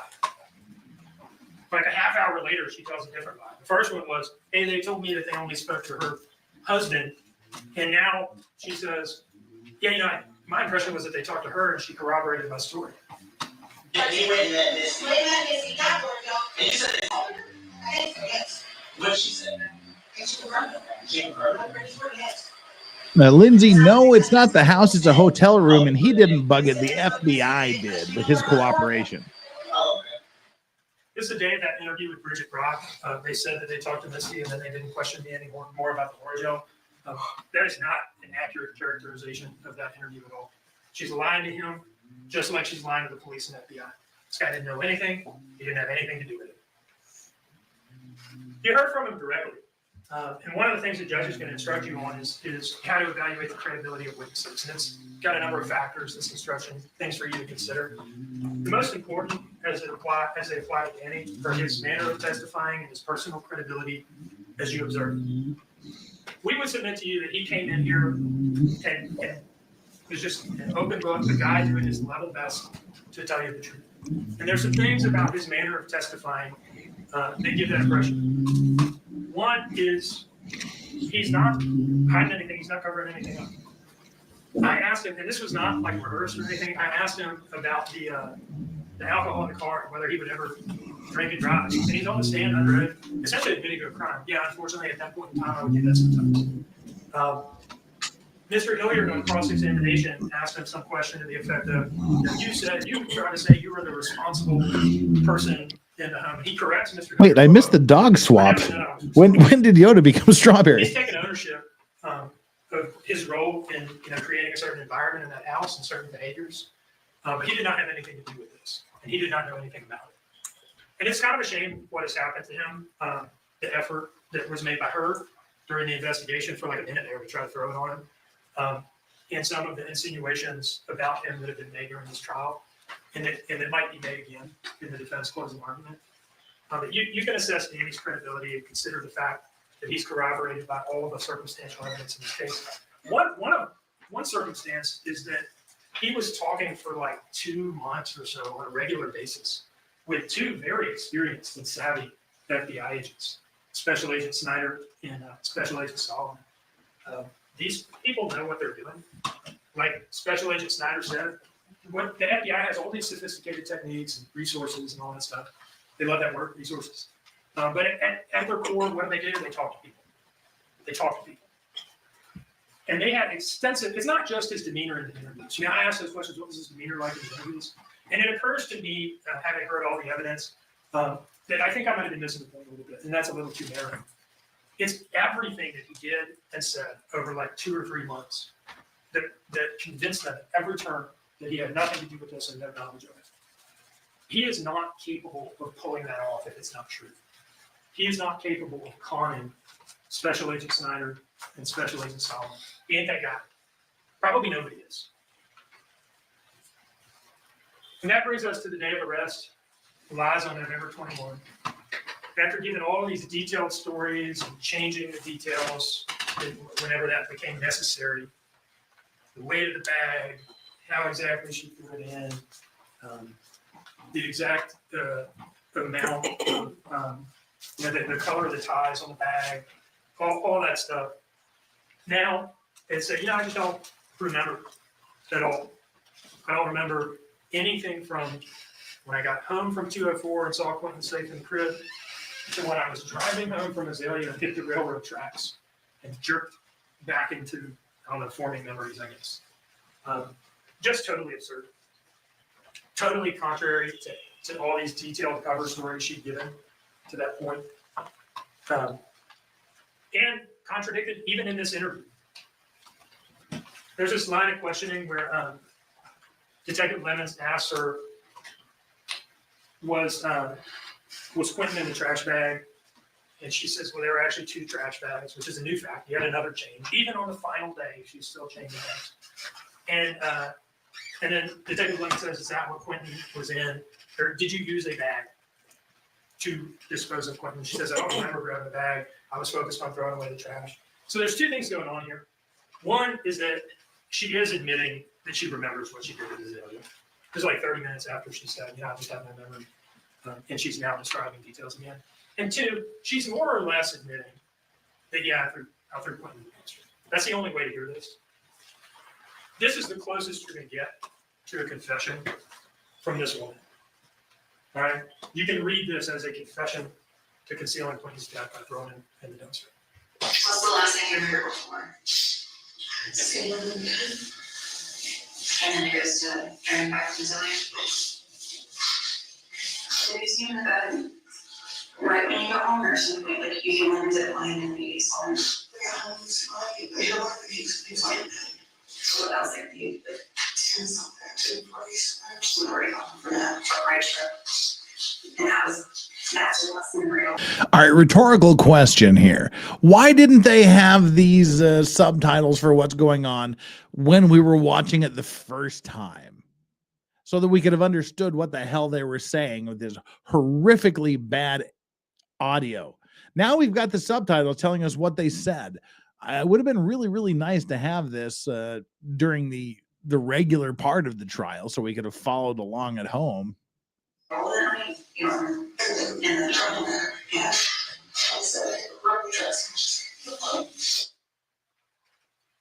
Oh, yeah. That was actually, I got my clues. Yeah. Now, again, that's what she was. We talked about this yesterday. She was saying that she did so much coke that she just blacked out. She doesn't remember even getting in her car to go throw her baby's body in a dumpster. She doesn't remember getting in the car. She just knows that suddenly she hit the railroad tracks and like hit a bump and went, oh my God, I'm suddenly lucid. Oh, where the fuck am I? What's going on? So she came back to herself because she hit the railroad tracks. Like, oh, what the fuck? And she got home, but she didn't check to see if her children were there or anything. This is so fucking stupid.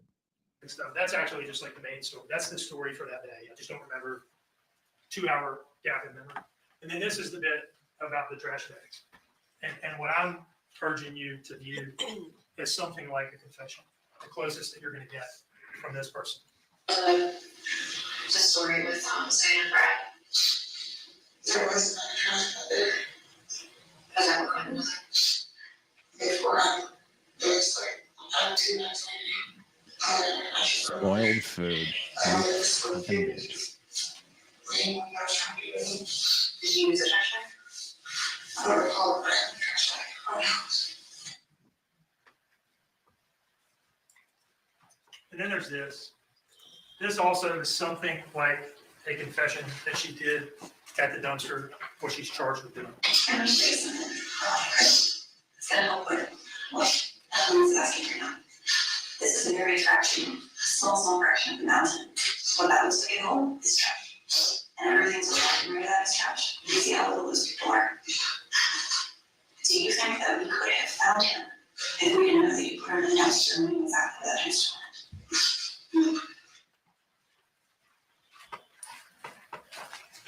So that brings us back to the beginning of the indictment. We've made it through the end. I want to go back to the beginning and talk about the murder charges. Okay, because this is not just a concealing the death case. This is not just a false statements case. It's not really a false report of a crime case. It's a murder case. She killed Quentin. So I do need to talk to you a little bit about murder. Now, one of the things the court is going to tell you, the judge will instruct you on this, that crimes have what are called essential elements. Those are the things that we have to prove.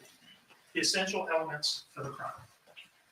And it's actually a very short list, right? So bullet points. We have to prove that she caused the death of her son, Quentin Simon, Done. a human being, that she did it unlawfully. And this word is not really in play in this case. It just means like it's no case where there's a defense to the killing, like self-defense or defense of others or something like that. And for malice murder, count 1, we have to prove that she did it with malice aforethought. Now, we have to talk about malice a little bit, okay, what it is and what it isn't. You might hear it and think, well, it can happen in an instant. Somebody. Whoa, that was the wrong button. Hang on. Sorry, that was me. That was a bad me. Sorry. Hang on. That was my bad. I was trying to turn the camera off here real quick, but I turned the wrong thing off. Boomer. Wait, I got a boomer button.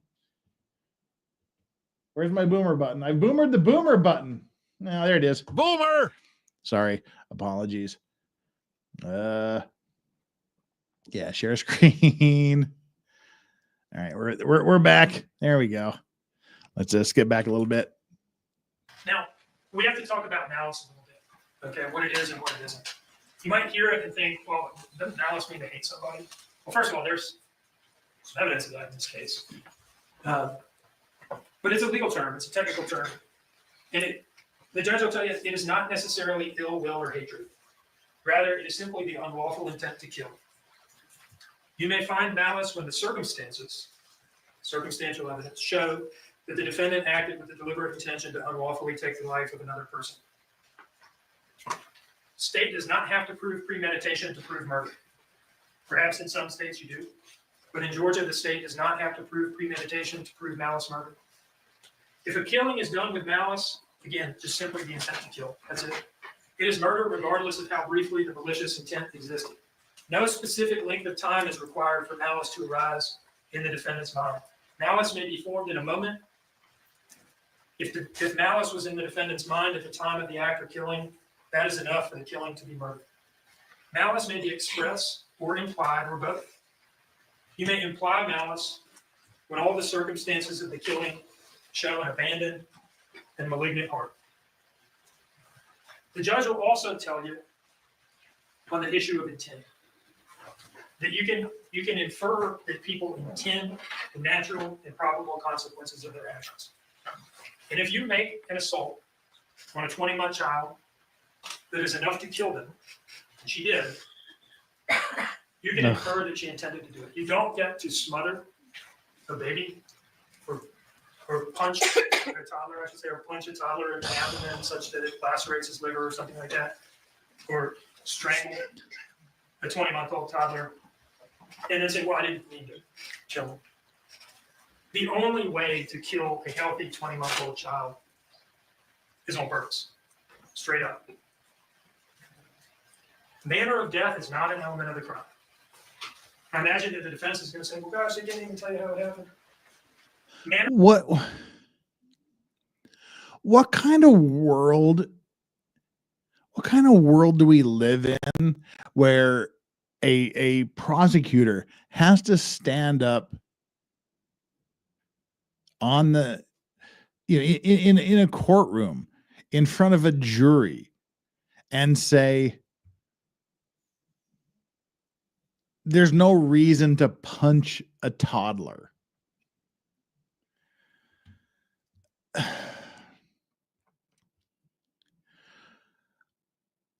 What kind of world do we live in that is like a legitimate thing that someone should have to say?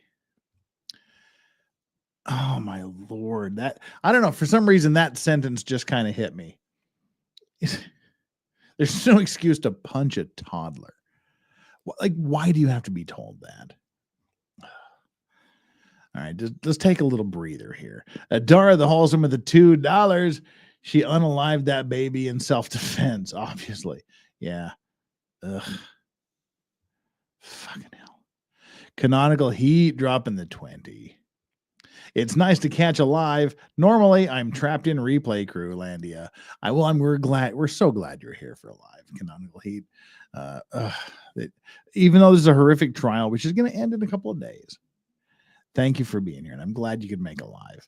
Liz Bird came to vote, catching up on yesterday ×2. See you later. Well, we're glad you're here, Liz, and you'll see this at some point in the future. Thank you so much for the £2.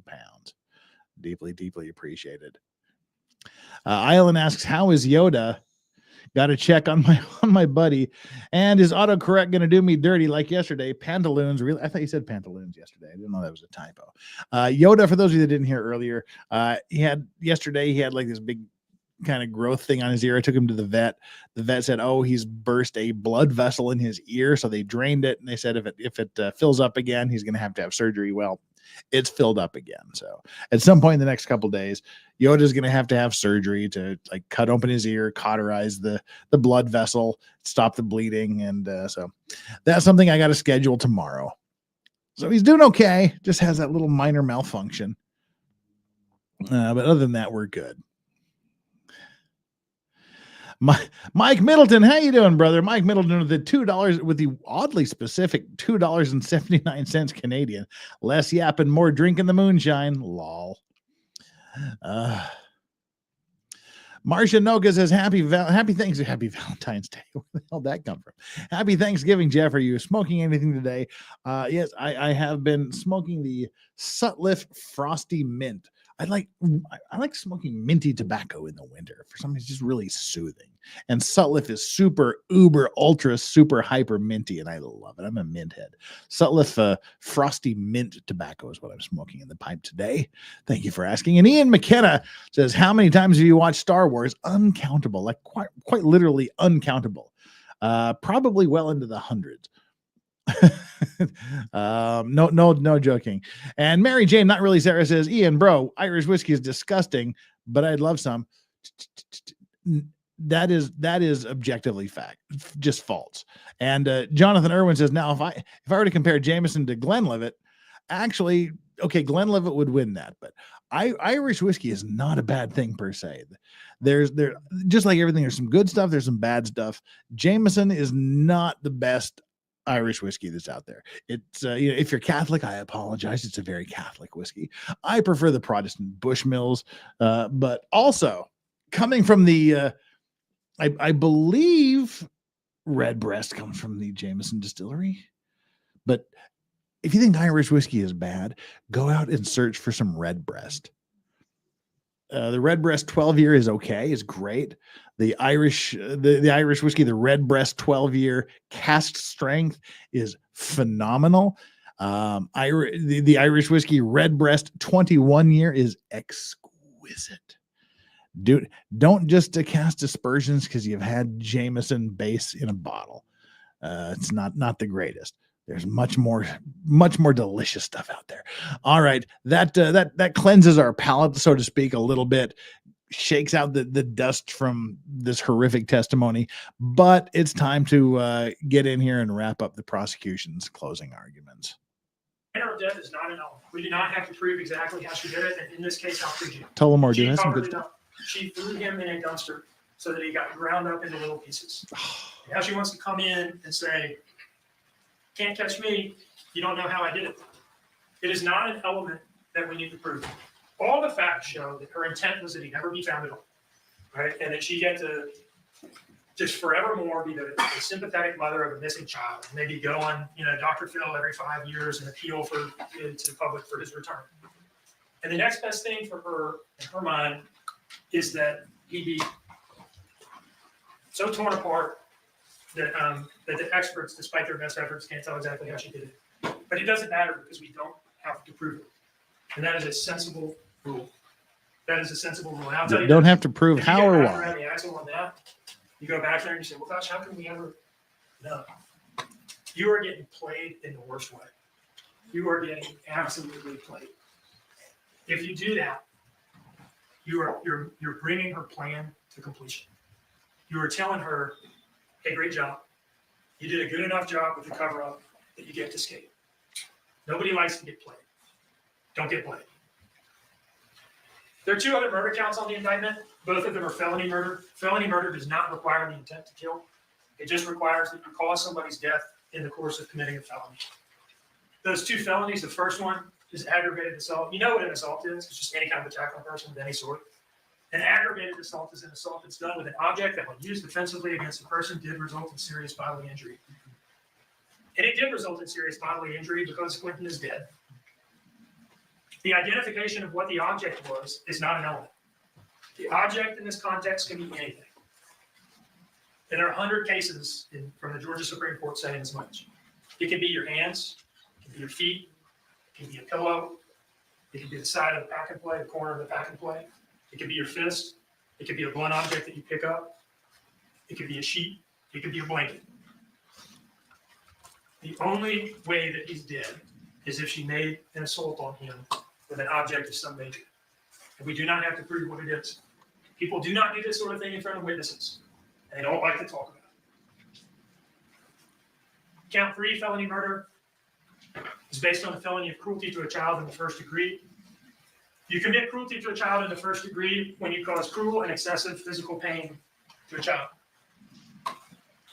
What counts as cruel or excessive physical pain?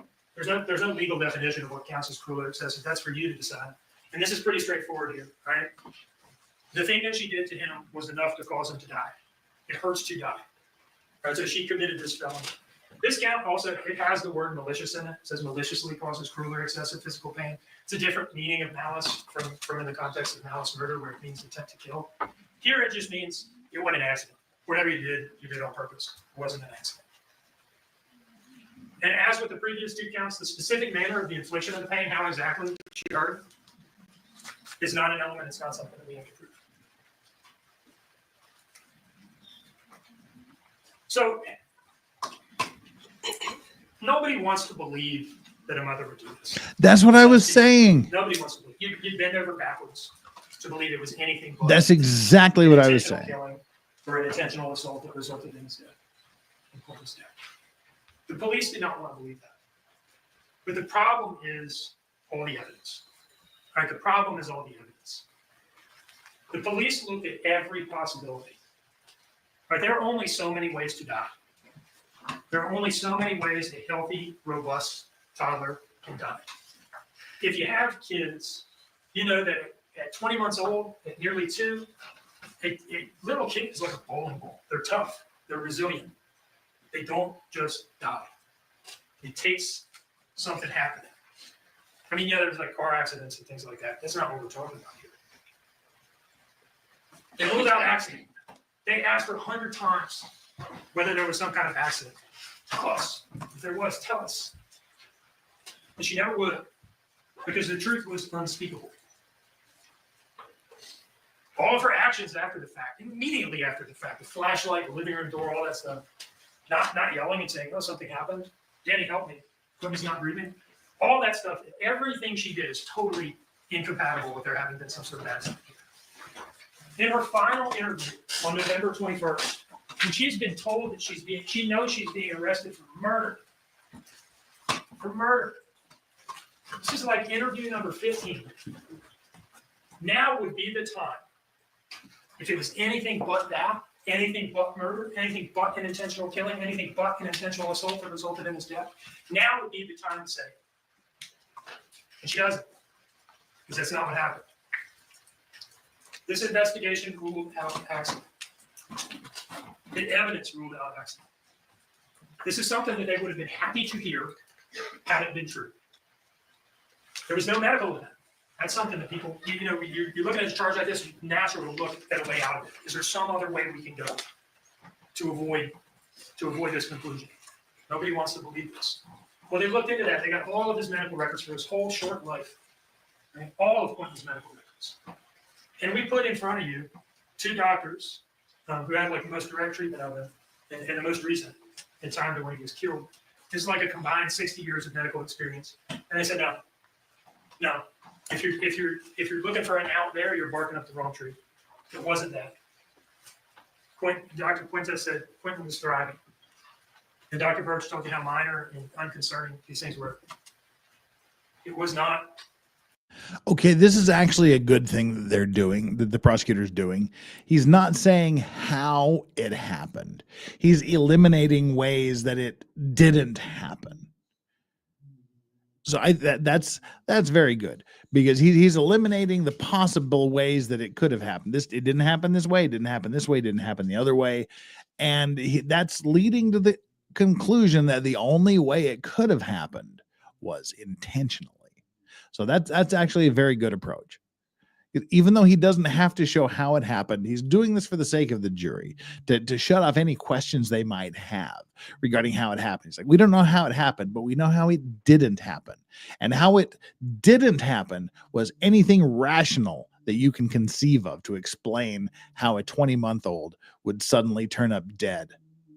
So great, again, fantastic closing arguments by the prosecutor. It was not some random freak medical event that just so happened to occur in the context of all those circumstances with what was going on with her that night. There's no SIDS. You might find yourself wanting to go down the, well, don't kids just sometimes die route to avoid calling this what it is? There's no SIDS. It's way too old for that. Dr. Darasol told you that. SIDS has a lot to do with little tiny kids having a hard time rolling and getting away from something that's obstructing their airflow and things like that. It's way too big for that. Way too big, way too strong. There's no accidental overdose. So it wasn't a medical event, wasn't an accident, wasn't SIDS, wasn't an overdose. So forth.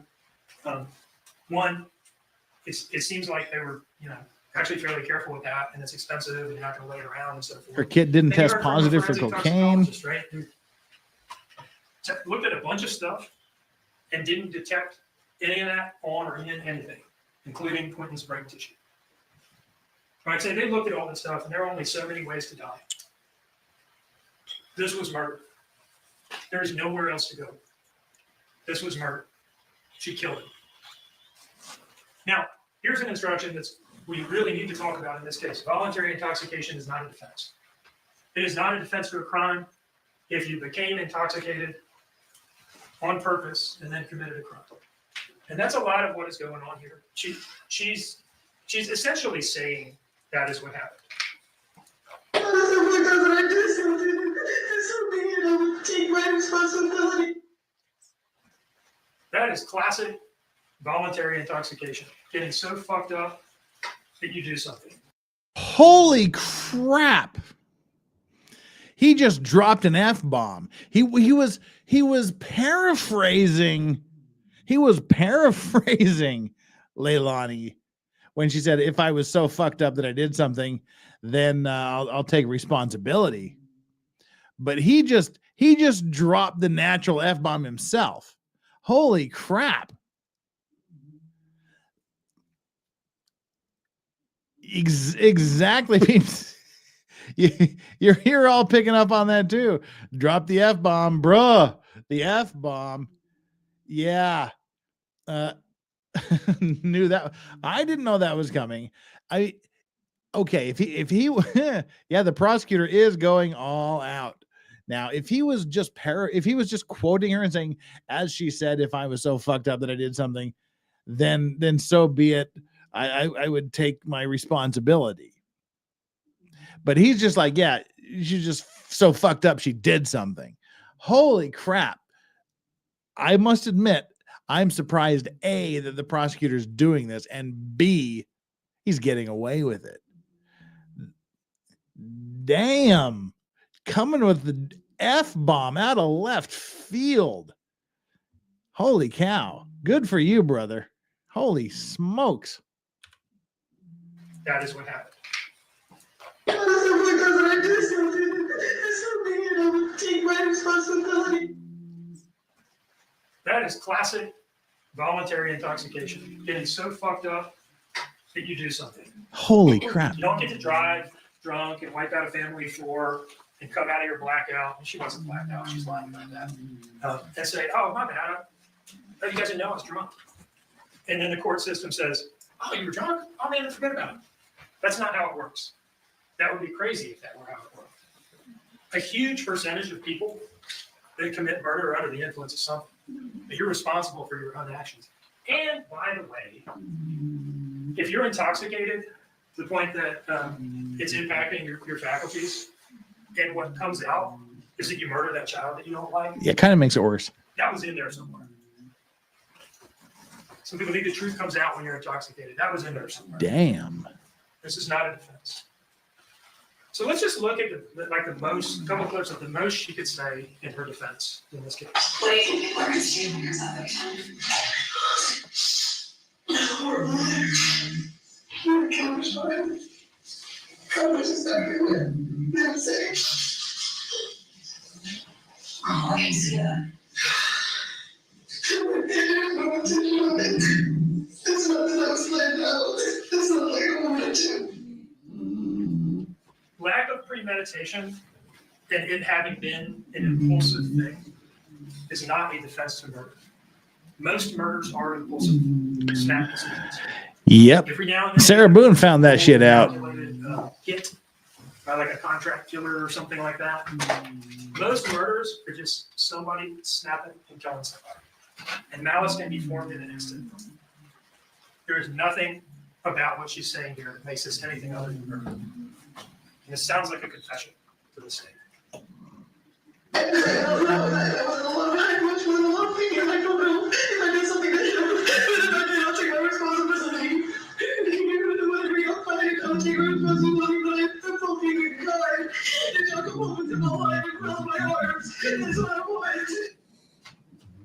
She said a number of times that if it came out that she did it, if the evidence showed that she did it, that she would take her responsibility. And it's time for that now. We are there. And if something does come up that I am at fault, I will take myself to that police station. The evidence has proven that she's responsible. It has proven. It is time for her to take responsibility for it. I put this picture up here because I think it kind of captures what happened in this case. Law enforcement searched through tons of garbage, through a great deal of garbage, to find the truth of this case. Man. The searchers at the landfill, who broke their backs out there day in and day out, and in a more figurative sense, the interviewers who had to sift through all of the garbage that she was throwing at them the whole time. They did their job. The police come in for some criticism, and that's a complex conversation. Good points to be made on both sides. But what everybody can agree on is that the police should be looking for missing children and trying to hold those responsible to account, trying to figure out who did it. And they did their job in this case. They sifted through the garbage, and they found the truth. We have done our best as a prosecution team to present the truth to you in a clear and organized manner. And it's a difficult thing to do when you have an investigation that is this thorough and this broad-ranging to come in and present everything that matters to a jury in a way that makes sense. And we've tried to do that. We've tried to show you the truth and to not waste your time. Now it is your turn to find the truth, to look for the truth, to speak the truth. You may recognize these words, you may not. These are the last couple of words from the oath that you took when you were sworn as jurors.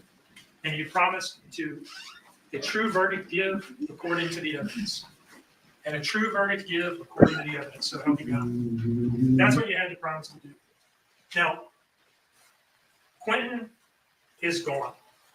He is not coming back.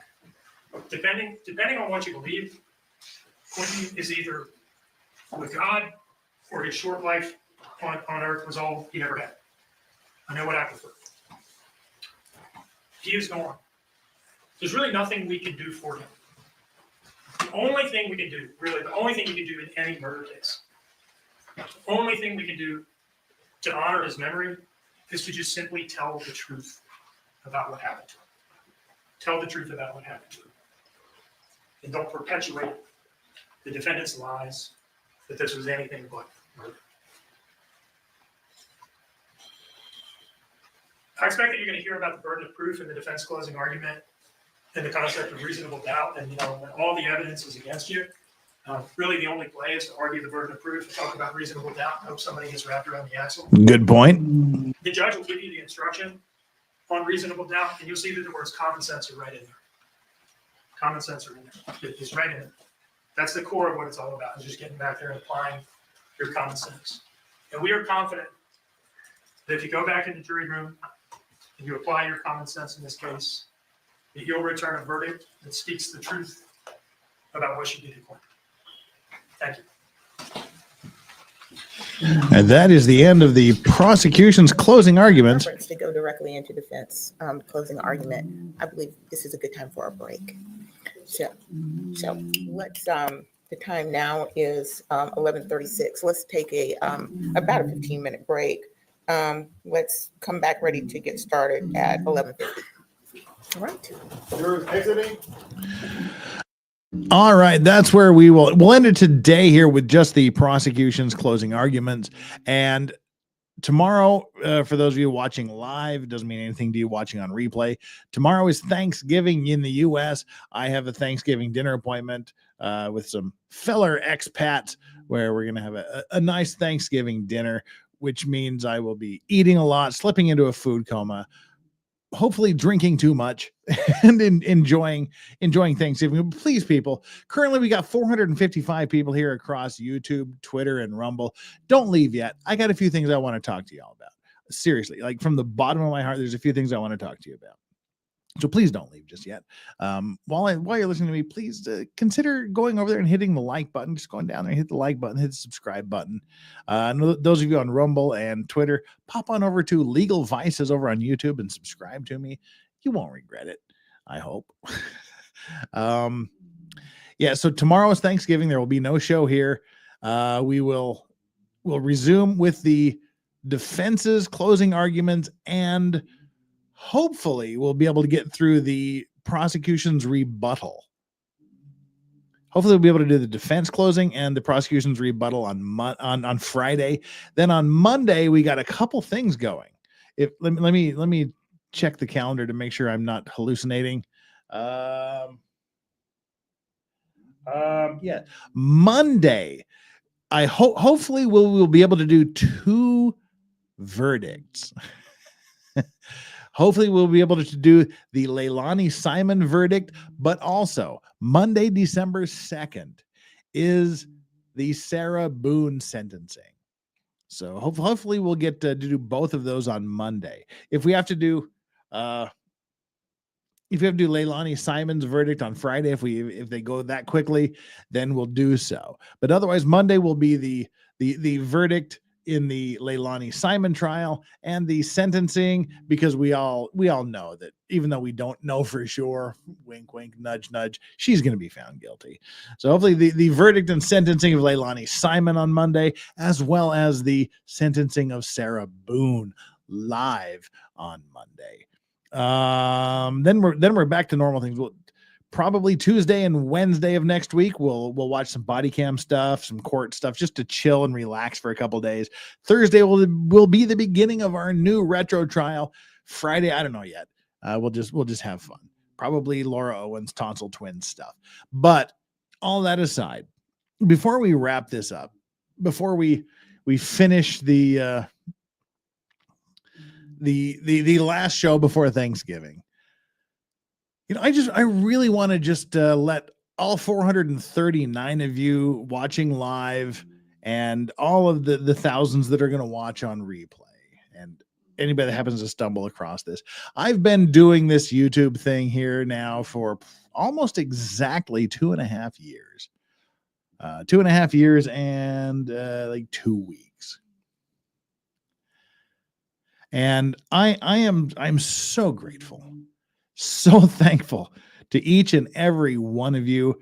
We're right now sitting around 85,500 or 84,500. I don't know how many subscribers I have. How many subscribers do I have right now?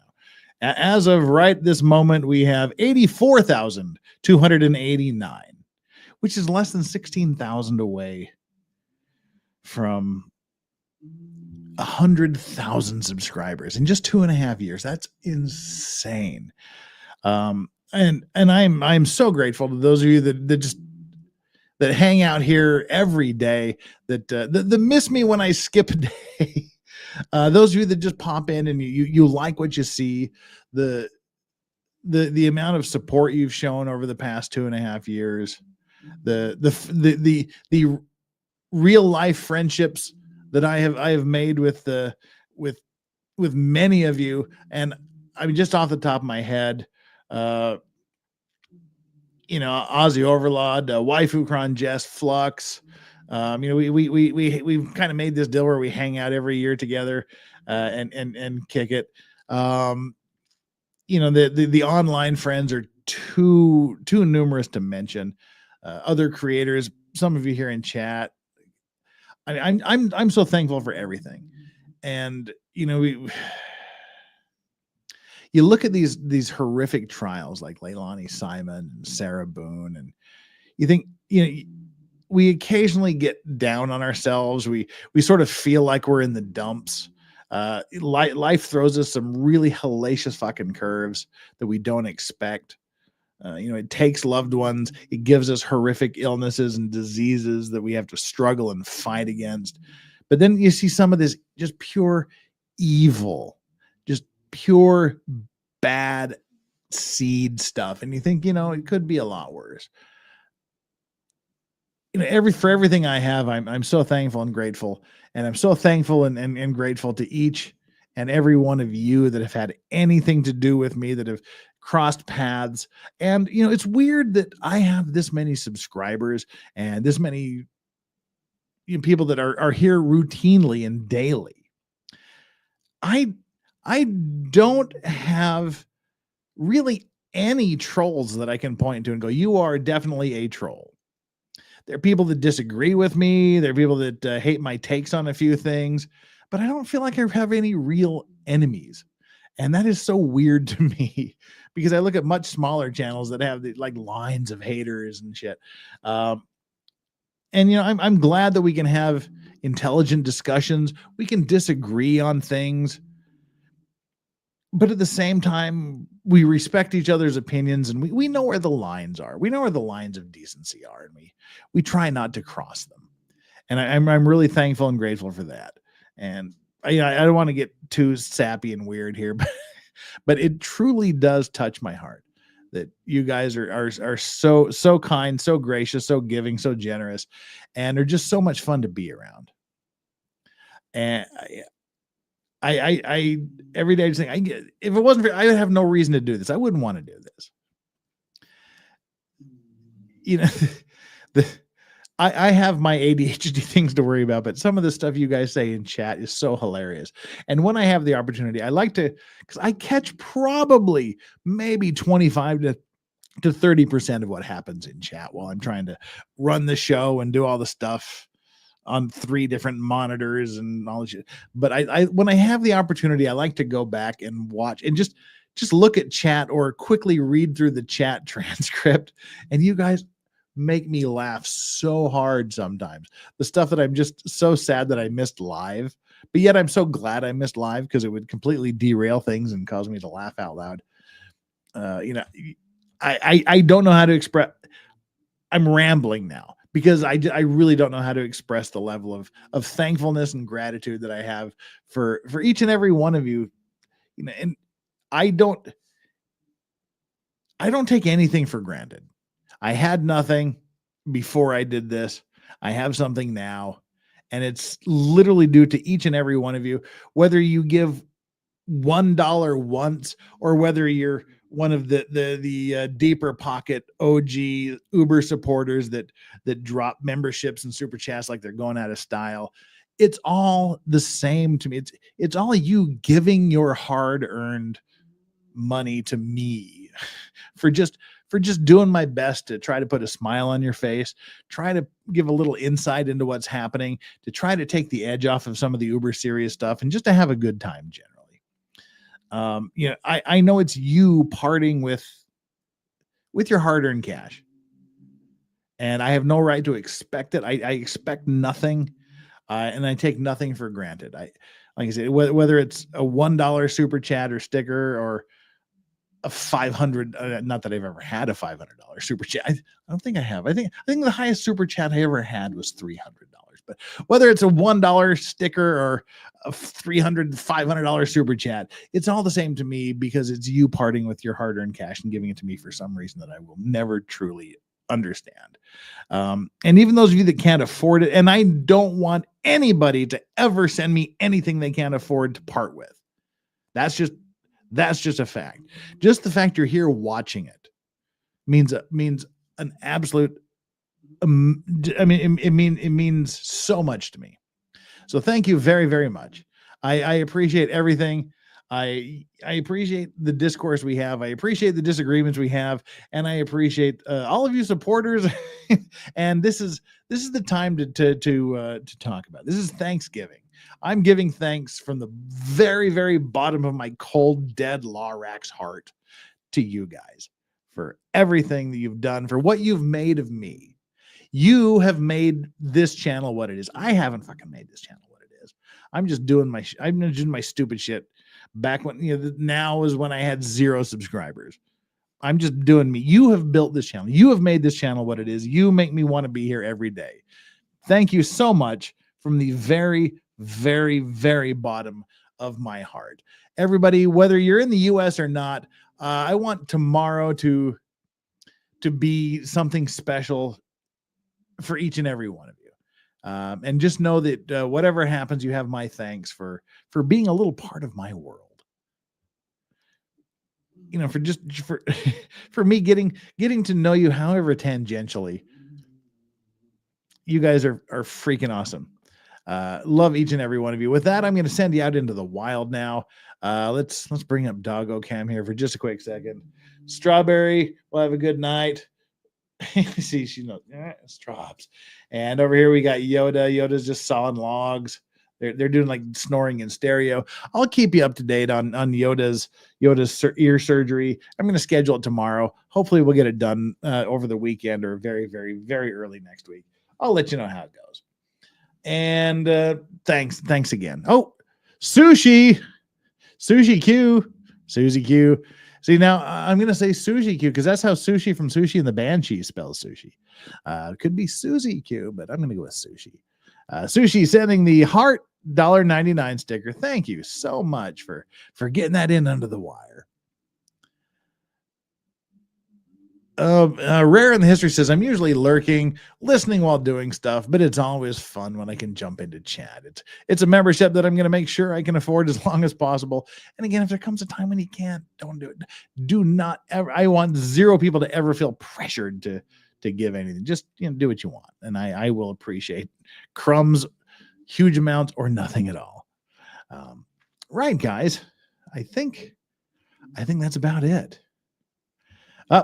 Yeah, Susie, you're welcome. All right. Susie has confirmed it is Susie. I was saying sushi because one of the great punk groups of all time, Sushi and the Banshees, that's how sushi spells sushi. And if any of you are Sushi and the Banshee fans, an extra kudos to you. So, all right, Susie, thank you very much. That's it. My much love to each and every single one of the 404 people that are still watching. I'm not going to send you anywhere in particular today. We're just going to send you out into the wild. Let you go wherever the fickle wheel of fate sends you, or whether you want to go. Take care. I will see you 2 days from now, Friday, same time, wherever you happen to be. Thanks. Happy Thanksgiving to each and every one of you, whether or not you live in the U.S. Just accept it. All right. That's it, everybody. I am so out of here. I'm going to go to sleep with a big old smile on my face because Susie is a Sushi and the Banshees fan, but it's pronounced Susie. Are you saying Sushi and the Banshees is pronounced Susie and the Banshees? Everybody in America pronounces Sushi and the Banshees. Anyway, that's how your name is spelled. From now on, I'm going to say Susie and the Banshees. All right. That's it. Go away, people. Get off my lawn. Get off my lawn. I'm going to see ya. Take care, peeps.